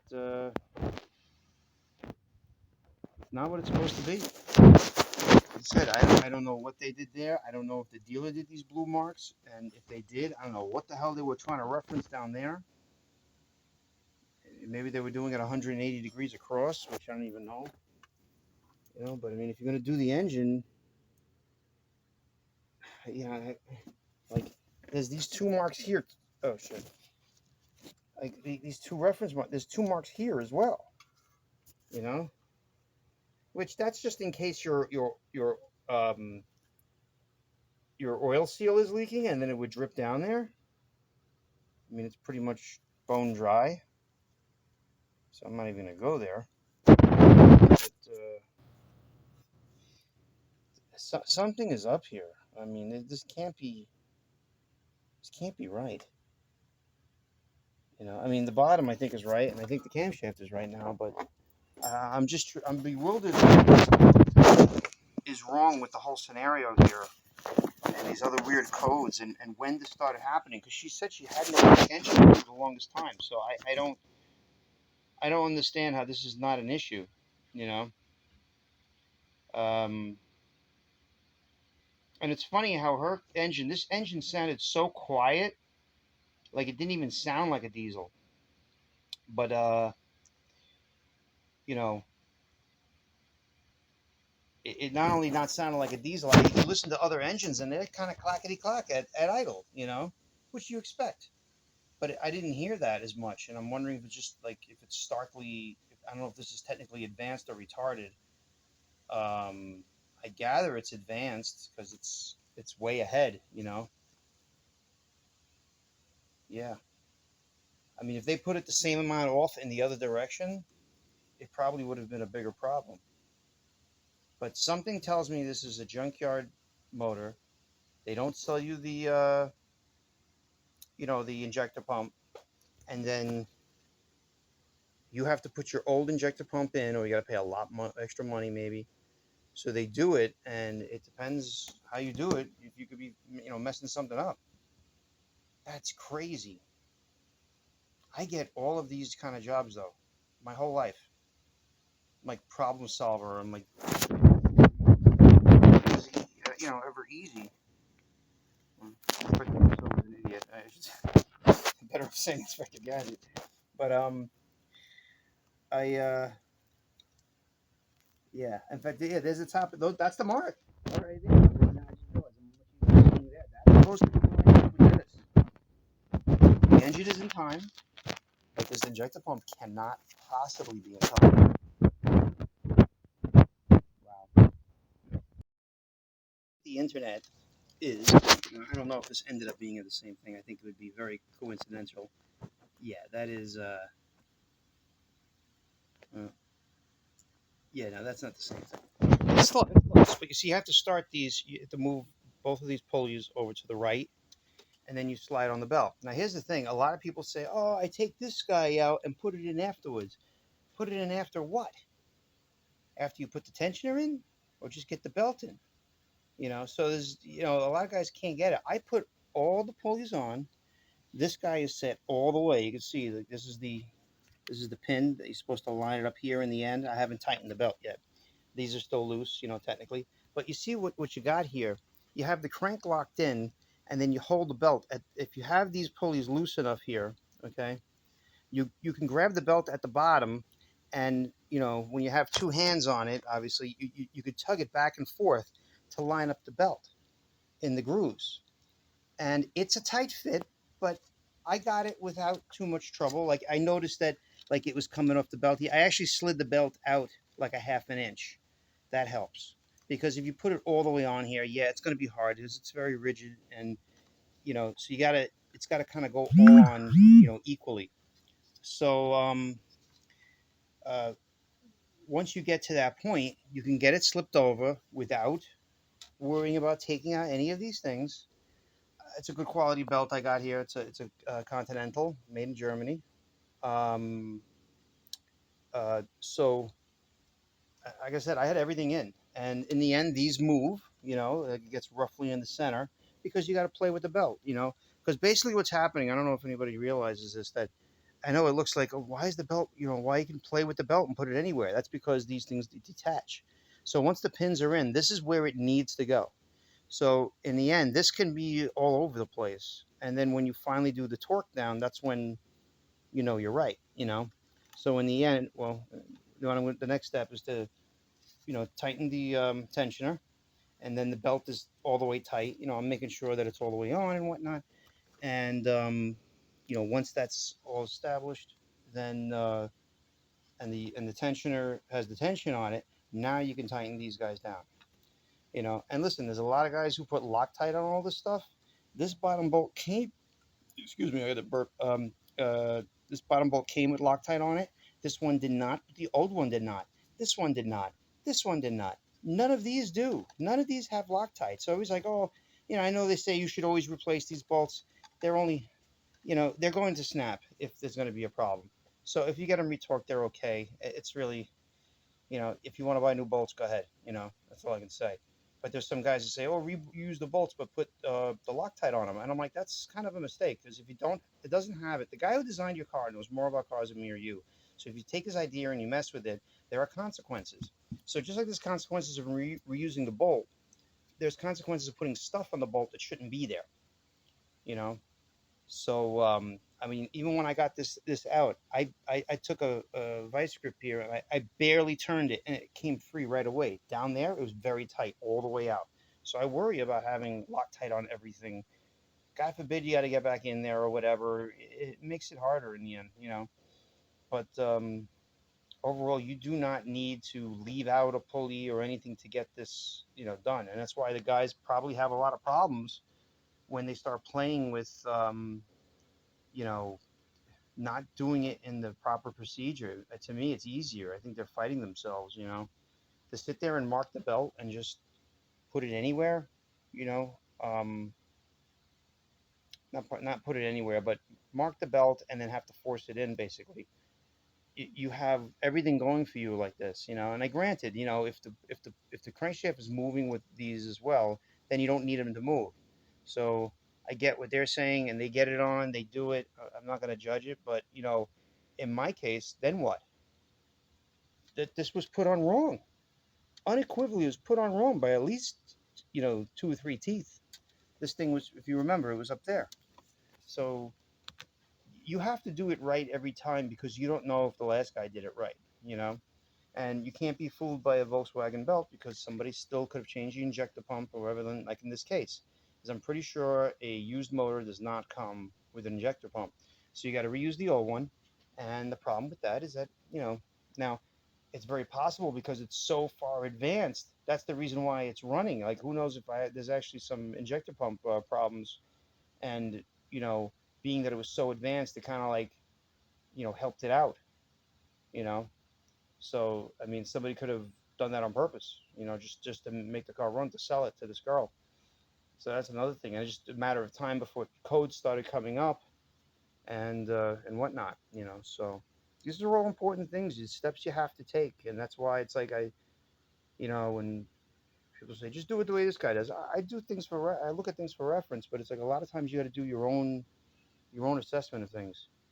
Um, if you don't know, then you got to do what somebody else says. But if you know, like I claim to, and I don't know everything, but there's just some things and some things you got to trust your instincts on. Because somebody told you, and other things you have to trust your instincts on. Like I said, with these bolts too, with the 90-degree torque, just like I was saying in my last video when I was working on the head of the Dodge Daytona, where I was getting a lot more turn out of it, I'd rather turn it more. Like I couldn't really get 90 degrees here. This one was probably easier, but I did it in a couple of turns. I'm like, that's roughly 90 degrees. But you feel the bolt. You start to pull on the bolt, and the bolt don't want to go anymore. Not that I'm wringing it down, but because it bends very easily, and it bends very easily, and it bends and then all of a sudden it doesn't bend, and then that's where you stop. And that's just common sense. You gotta know, when you don't want to make everything gorilla tight, and a lot of guys, they kind of gorilla tight sometimes, I'm not advocating that. So basically what I'm doing here, and I need to have 2 hands for this obviously, but I'm going to have to tighten this and get that line lined up there, and then tighten that nut. So I'm almost there. Actually kind of holds on its own. But once that's tight, I'm going to tighten these up, and then just the timing belt, the rough, other than putting everything back on, it's pretty much done. So I don't know how much more video I'll show, but there's other things in this car that need to get done. The EGR valve, which I didn't even realize was the EGR valve, and I'm like, duh, because the exhaust line is coming here. Which, that's nice. So throttle is over here. I had the EGR valve somewhere. I thought I brought it back here. Oh, it's over here. So this thing here was all dripping with oil everywhere, so it was seeping out of here. This thing is so dirty, and it does get an EGR code every so often. So the end result, it's like, you know what? It's probably a problem, you know. Uh, I, even though the mileage could be less, it could be they don't give you that with the engine because it has the paper gasket instead of the original, metal gasket. So that could have been a thing. And the bolts were removed here. They were definitely removed because it was, I think, I was going to say it was missing one. Yeah, it was missing one bolt out of the last layer here because the throttle goes on last. It was missing one of these bolts. So that's another thing. So these are things you got to look out for, and it's very possible because they can sell it for more money, they take it off, and they'll just, inflate the price of the motor so much, because there's yellow writing on a lot of stuff, like the crankshaft pulley, and I think I saw something on the outer covers here, or something along those lines. There was definitely a few different things I saw. That stuff, but if all this came off this motor and had the original miles and this, because they would have marked the injector pump and they didn't, but there was definitely other marks. So I don't know why I can't find it, but I know I ran into it. It was more than just a crankshaft pulley. But here's the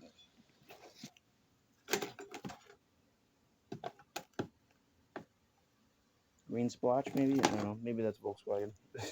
Looks a little sloppy, but in any case, it's something that you want to look into. Oh, this bearing is no good on this fucking tensioner. Shit. I didn't even think about it. Oh well. So that's another thing I gotta get. But yeah, I gotta find out how to take that guy off and then look at it, see if I can just change the pulley or not. This is the right way that it's in now. I just hope I don't have other issues. I got it all torqued down. I got everything worked out fine with the degrees and blah blah blah. When the belt is right and everything's in, look at this. With it, zero effort, comes right out, both of them. That's crazy. Because it was hard getting them in, but once and that's how you know you got it right. But I don't know how that ended up being the way it was. No idea. But oh well. We'll see how this thing runs. Nice to get everything done. You start putting on the new EGR valve, and you put everything on. You put the fan back in. You start filling it with antifreeze, and then it's dripping.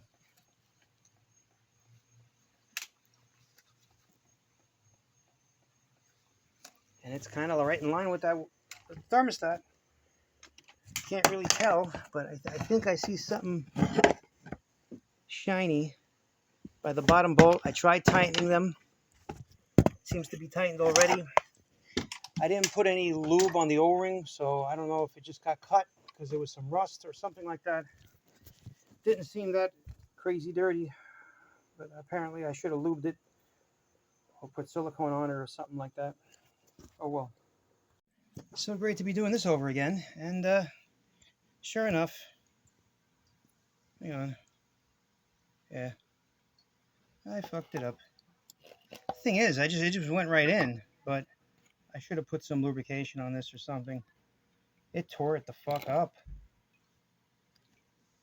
I'm pretty surprised at that. These things are usually pretty durable, but only in that one spot, so I guess I should be careful. It went in evenly too. Oh boy, not without ever, I can tell you that much. Now I gotta get that seal.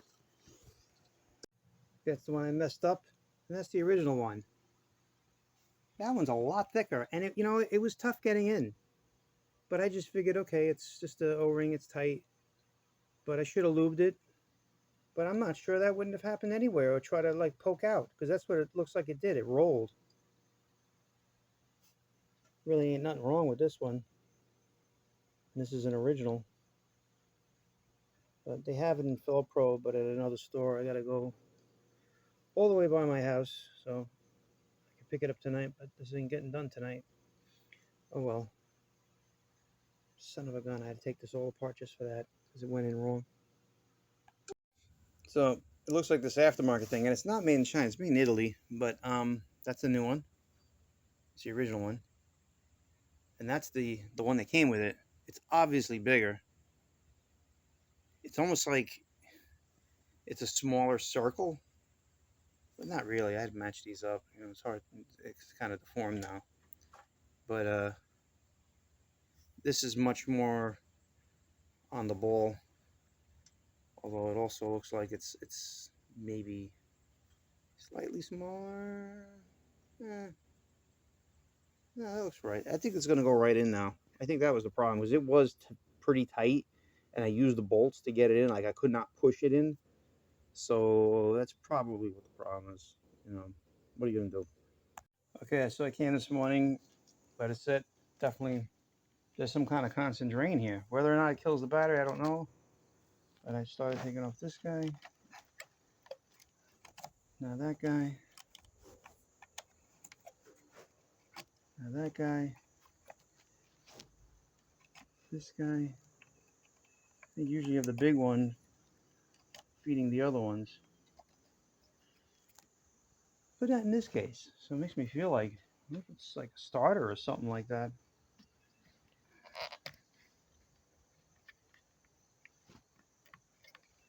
Just going to take out one at a time.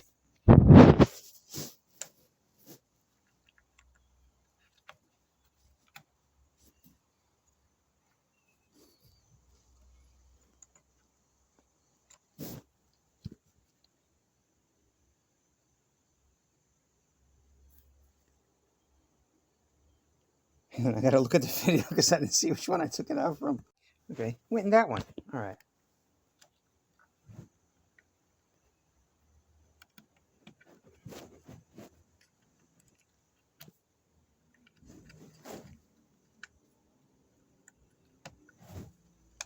That's this. Sorry, I'm like looking at where I'm working. I'm not looking at the phone. I thought I'm gonna get a needle. Oh, I got a needle nose right here. This should make it go faster.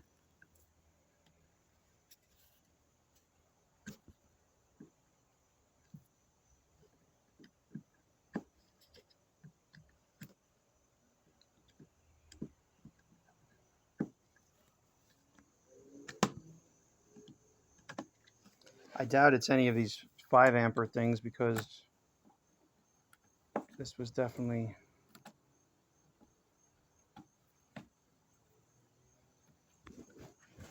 you know, a very strong issue.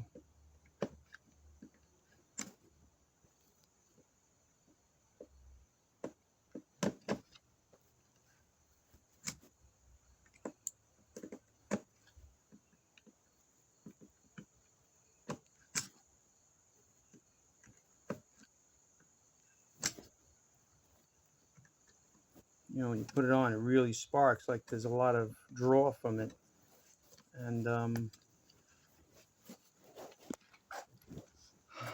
wondering if it's one of these guys. Besides just the fuses, you have to go somewhere, obviously. So now we have this new issue. I don't kind of like it, because, you know, we had that 2146 code. You wonder if something's grounding out. And then if I can find out which one goes where. She had the harness done. So I wonder if there's an issue with the, I mean, this looks like the newest thing that was removed. Maybe not, though. That's just going to the battery. That's interesting. So that feeds everything. So I gather if I taken that off, that one will go out. But I gather I got to take out one at a time with these. I guess this might be the newer one. Hold on a second. There's got to be a couple of them that go with the harness. I could see there was a label here with this guy.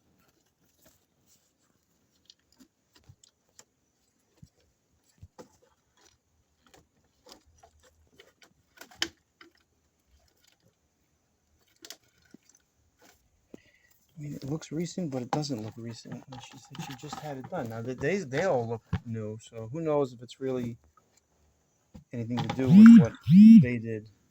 I don't know yet. The other thing is the starter. you know, it's a heavy circuit, and it's, I wonder if I left the battery on, if the starter would get warm. I wonder if this is like touching something. The boot was definitely removed at one point.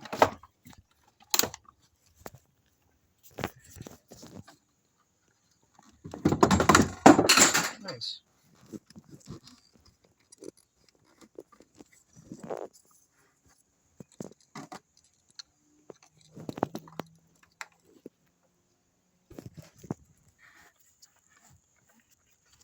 Is there a date on this?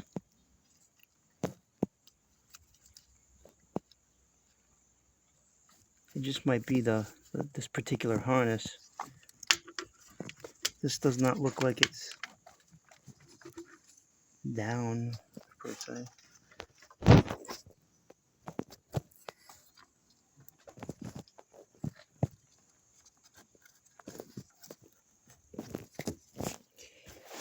Oh, I definitely have more stuff to do. So I really wanted to test drive the car though, but if there's an issue like this, they don't quite seem right, to be 100% honest. So I shall see. If this is power and it goes out, I should put power to each one. Take this wire and touch power to each one individually and see what happens there. And then that might do something then. All right, so I took off the main one coming from the battery here. I gather there's another battery, but it doesn't go on, as you can see. So that was, you know, but if I put it on any one of these nuts, which stands to cause they are all connected, it's just a hub, you know, that collects it from there. But I was just curious if maybe circuitry didn't allow it to backfeed. But I'm going to use this now and take off one at a time and just touch it. That would be the best thing. But either I put this back on and just touch one to the other. No, I'm going to go right to the battery. I want to see each one individually. That would be the best thing. All right, just to show you. So this is the main wire coming off, and obviously if I touch it there, it goes on. You know, I touch this one, which it went on for a second, and then like you could tell there was a diode in there that kind of died out. Yeah, see? And it just dies out, so that's not shorted. Oops. How did that happen if the battery's not hooked up? That's weird. Anyway, this one here does not do it. These were both 10mm nuts that are holding these. I don't know, maybe, oh, I think that noise was just like the crinkling of the casings and whatnot. Let me just put a couple of threads on here. But because it had such a strong sparking when I went there, I'm going to start with the bigger wires here first. So this guy and this guy are both pretty big. Oh, God, there's 7mm. All right. Sorry.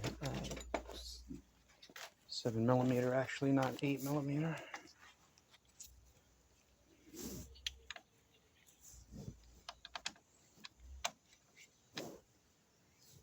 No. Maybe I thought this was an 8mm and it's not. What the hell's going on here? I don't know what's wrong with me, but it was 8mm. Alrighty.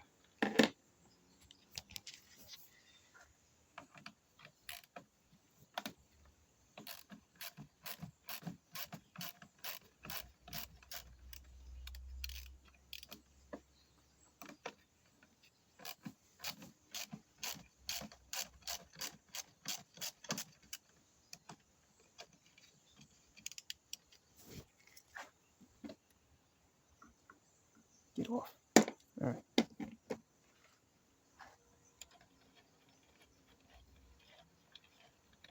I just know I better do both because I'll pick the wrong one first. Let's see.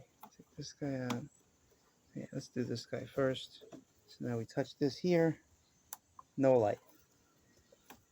This guy can go back.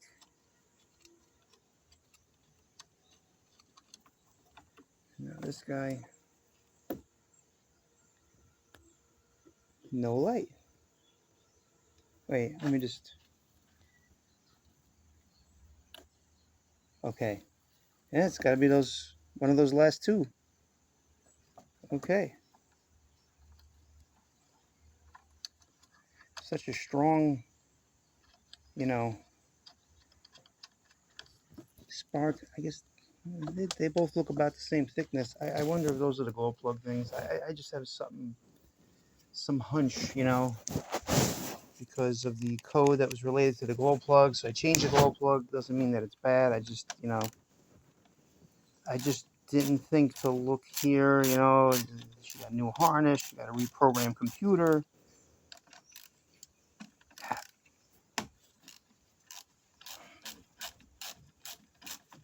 They could both be the culprit because they're all going to the same place. Oops, that's the wrong one.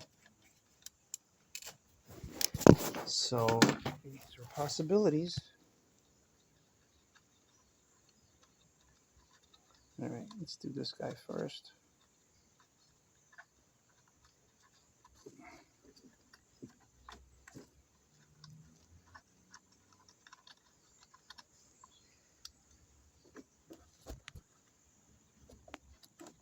Oh, it glowed for a second and then went off. So again, it's like a diode kind of thing. So if I do that, it goes on. And if I touch this, let's see, hang on. I don't know if you, oh, look at that. How is that? Was I touching that? There's some kind of power in here. I guess it's just, so I do that, take this off, put this together, look at the test light. Yep, it just lights up for a second. So there, see, and so it's got to be this other one.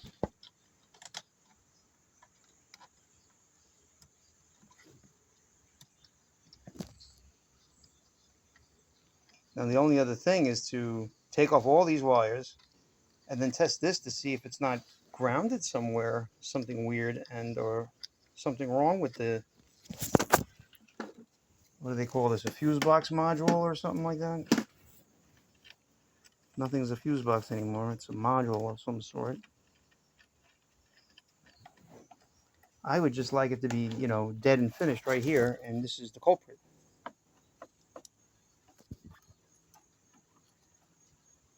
And it's not doing it. Wow.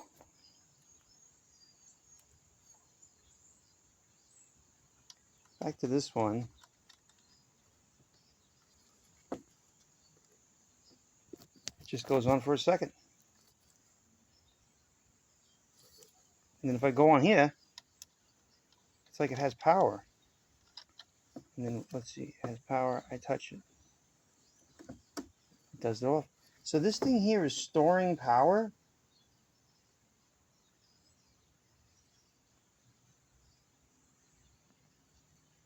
It's kind of bizarre. Now you know what I'm going to do? I'm going to actually now start to put the thing back on and see if it sparks with different different wires in. It may end up sparking here because I don't have them tightened down all the way. I think I'm going to start with these 4.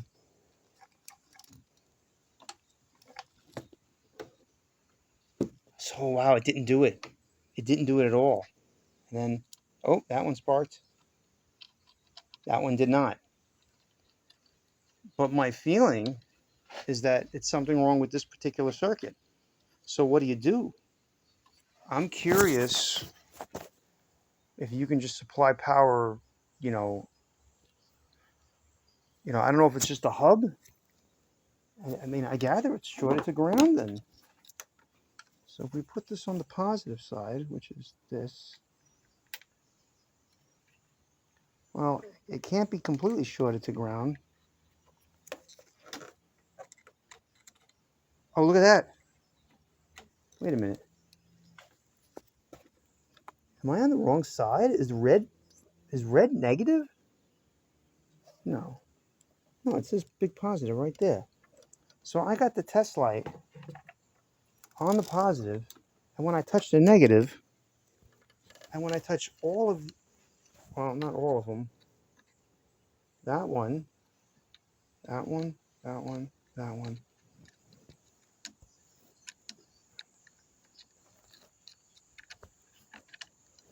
That one does not, and that one does not. This one does, this one does, this one does. It's like acting like a ground. I gather they're not being used. What the hell? I wonder if something else is supposed to go here. I mean, it's the same block, so there's a lot of weather inside here too. A lot of dirty crap. I wonder if it's just messed up. And that can cause these electrical issues going to ground. I just don't understand why all of these are 1, 2, 3, and 4. Why are those all like that?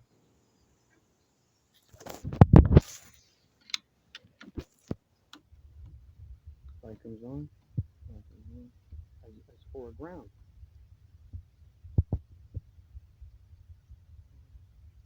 I mean, unless this is just the way it is. It just seemed very strange. I'm putting a lot of time into something that definitely seems strange to me. And it's funny how it didn't spark when I do that. Well, that's funny. It didn't spark now. Well, this guy's not on all the way. I gotta get these things tightened up apparently.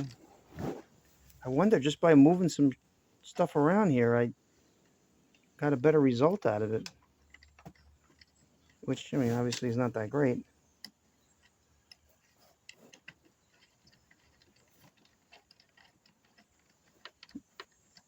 Okay. First one.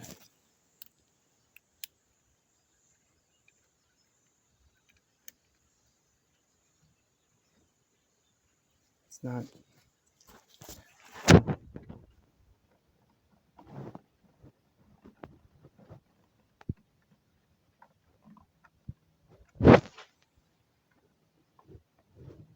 Huh.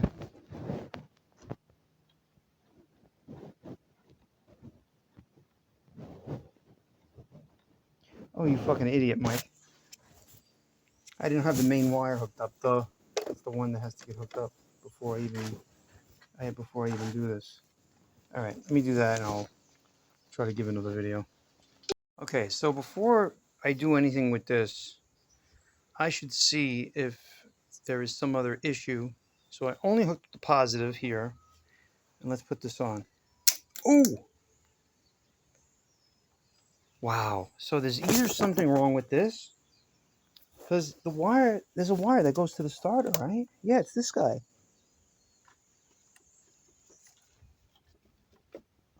And that didn't spark.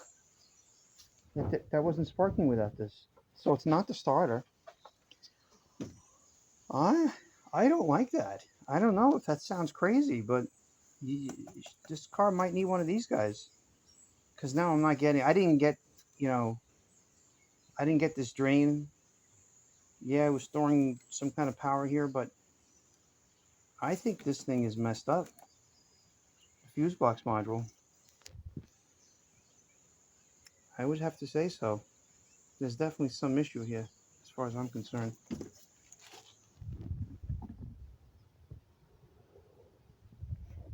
It looks so old. It looks like it came from a junkyard, to be honest. But, in order for it to not be the module, it would have to be something else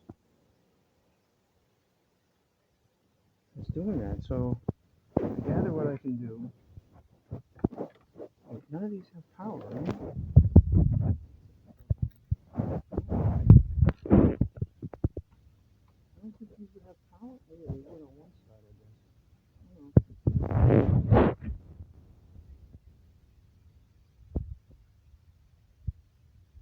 It's kind of dim. And again.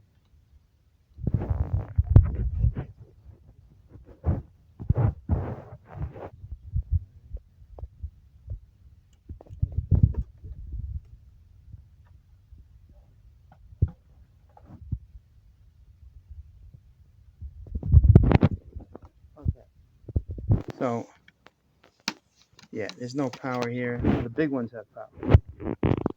That makes sense. Because they're powering each one. That's why when I took these out, you got 1, 2, 3, 4, 5, 6. And there's 1, 2, 3, 4, 5. So either something is not being used or something along those lines in this particular car, unless it's missing something.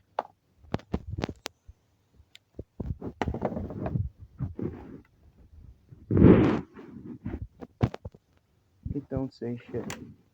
Okay. Very interesting right now. So now I'm wondering now. Oh, the end? Wait, why wouldn't it have power? That's power. These have power. Why isn't the power going to this front line, that line, not to that? Maybe it's only with the key on. You got to figure something has to be with the key on. They can't all be. But I thought it was all going together. That's so funny because I thought, interesting.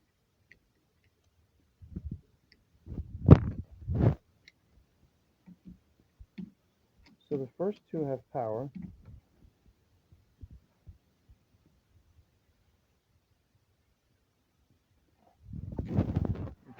You know, that means why I can supply all of these with power. That's really not the issue.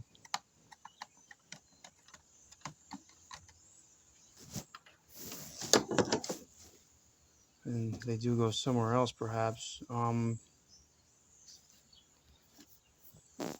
This is very odd. Very odd.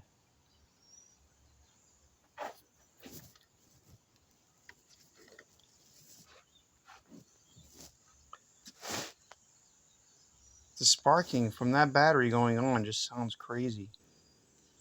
But I'm going to have to test drive this car and get going with it. But definitely something is weird, in my opinion, with this car. Does this have power? Yeah, that has power, so that gets power from that. That's so funny how this thing here is power, seemed to be powering all of this. This is all power. Why would... Oh, you know what it is? It's funny. I touched the nut here. Oh, it's powered at the back, at the base of it. Okay. Because I remember testing them and they all had power. But the screw doesn't have power. This is power, so when you tighten it. Okay. So then, now it makes more sense. So like if I pull out one of these guys. Nope. Nope. Nope. Big nope. Not sure about that then.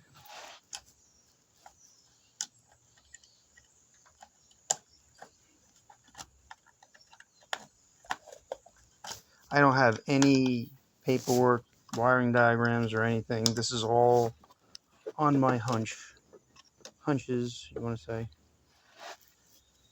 They could just be powering something else, you know, these things. There's a million fuses in a car, so you just never know.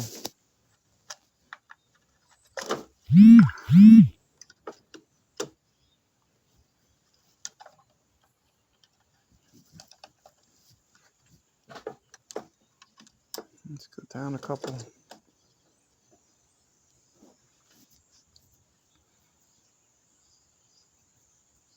I mean, there was a draw on two of them. No, but it does it even just with this one hooked up. I really don't like that. I really don't. Because this is like a mini computer in itself inside here usually. It's not just a fuse box. I don't know if it's interchangeable or you got to program it afterwards, but there's no reason if nothing is on that this does this. You know, I can see the alternator and the starter doing it, but the starter wire is a direct from there. And it did not, when I had this off, it did not spark like that. So, and it's none of these. It makes me feel this shouldn't be doing this, in my opinion. I can't believe this is a computer that's still awake with that kind of draw. I'm getting a call. All right, those lights went off. It was funny how it didn't go off until I backed out all the way, turned the wheel, and then turned it the other way to go. And this thing stalls exactly when you put it there. I haven't seen the stall yet, but it's always when you go left. And I was, thinking maybe there's some issue with the steering. It just hasn't come to fruition enough to, have a problem. And it is an electric steering item, so I don't know which one does the electric steering as far as the sensors go and whatnot, or the fuses go, but that could be something. We'll see.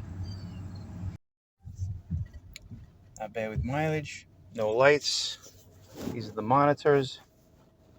Okay. One inconclusive. Catalyst monitoring. And everything else is okay. Ready for inspection.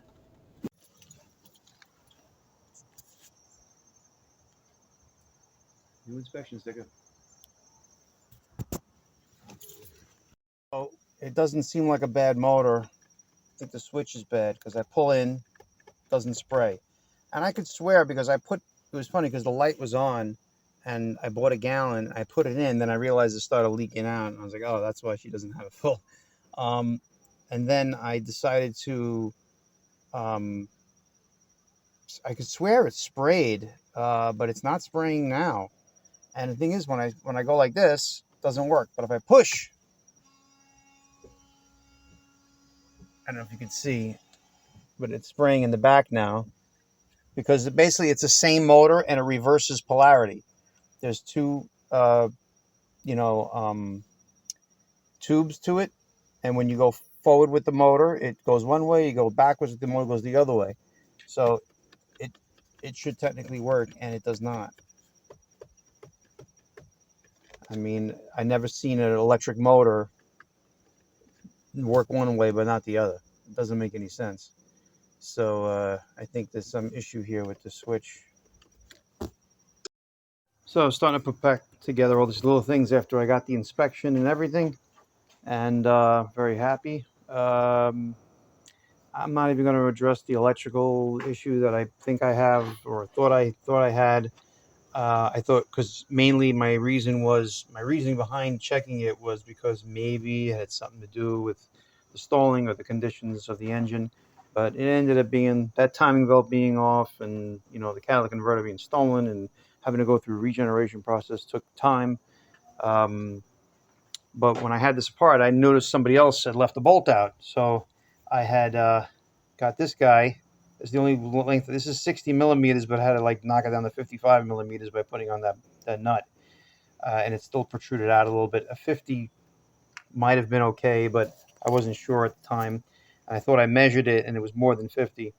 I found the original nut. It was inside this lower sound deadener, so I said, let me put it back on, put the right bolt in there. All right.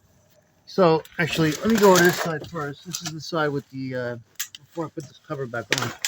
So this is the water bottle. I fixed it by, basically, this thing had a part in here. This particular tank is for a car that had window washer arms on the headlights. So wiper lights. And this is the harness that was there for it. It was an option. And basically, you can see they put a plug in there to protect it, and it's not being used. This is the regular washer pump, which for some reason only works one way, but then there's a bulb hanging out here. I'm like, what the hell is this? And the bulb is out. And I thought it said you had bulbs that were out before, but I tried looking everywhere, and this thing here has these connectors here. I'm like, what the heck is this for? I don't understand this point. And then you look here, there's a plug over here, okay, that goes to the fog lights, and there's no wiring anywhere to be found, at least on this side, okay. Just putting that back in. And then they go to this side, so it's an accident, and they could only find this type of front bumper, which was not your thing. See, there's another light there, it's zipped up with a zip tie. And you can see that there's another light here, fog light. I guess it's something you can do or adapt at some point. I'm not quite sure. I gather these come on with the headlights. I didn't check yet, to see. But what do you call it? There's those things are blocked off as well. I don't know if the plugs were fucked up and there are fog lights there. I kind of don't think so. So somebody's cursing and yelling. Anywho, I'm gonna get putting this thing back together. Oh, what's this? A little leak from the sensor because I took the sensor out. I did this on my own car. I took the sensor out and then it started leaking. I hope it's residual. I can't really tell. It's also, I haven't tied it away. It wasn't really hitting, but it was kind of close. I put a lube in here to put it back in. Oh, that's not what I wanted. But anyway, yeah, so that's where we're at with this. This was a lot of this stuff is kind of rigged-ish, Like I said, this fan stopped working on me just by taking it out and putting it in, and right here is the only plug for it. So, I mean, it's in all the way. I don't know what else I could do, but that's probably why the computer said it was going bad. So there's way too much light. I'll deal with this off camera. I just tried seeing if I push it in more, but it's in all the way. Anywho, so that's the deal with the lights. So I guess we'll find out soon enough. We'll find out soon enough, if this becomes any issues with the lights and everything. I'm not, no big deal otherwise. I've been dealing with it the way it is. So my eyes are lousy. I thought this was a drip. This is a part of the plastic right there. And I had put the blue, I use trans gel on everything for lubrication, It's basically like blue Vaseline. And that's what was actually preventing this is dripping there. Because I'm like, there's no way anything's dripping. There would be a lot more if that was leaking. So, but I've had taken these out and then they leaked. But all good. So it's actually working. You hear the motor go off, but it's not spraying. In the rear, hard to see, but it's spraying. Front, so it seems to be an obstruction because there's no way that it can push from the front to the back. So those lines would have to be removed and air blown through them. I don't think I'm going to do this right now. I have other cars I got to fix, and this is fixed because I got the inspection. And I had no idea that the wipers and the front washer won't work if the hood is popped. If the hood is popped, it won't work. I had no idea. So I think that's it. Everything worked out good. I had a little problems here and there, but for the most part, this thing is running great, and no stalling, and I'm very happy. Changed the oil. It's a mobile synthetic ESP. It's what everybody seems to be using. And because all those regenerations that I was doing, the turbo getting 800 degrees Celsius for that matter, I said I think it's good to change the oil because it was definitely going to need it. So that being said, thank you for watching. I hope this helps out somebody, and hopefully I don't get to see this car too much. So I'd like to apologize for the lousy video, or the audio in the video, I should say. This new phone, I'm not really sure where the microphone is. It's such a weird phone.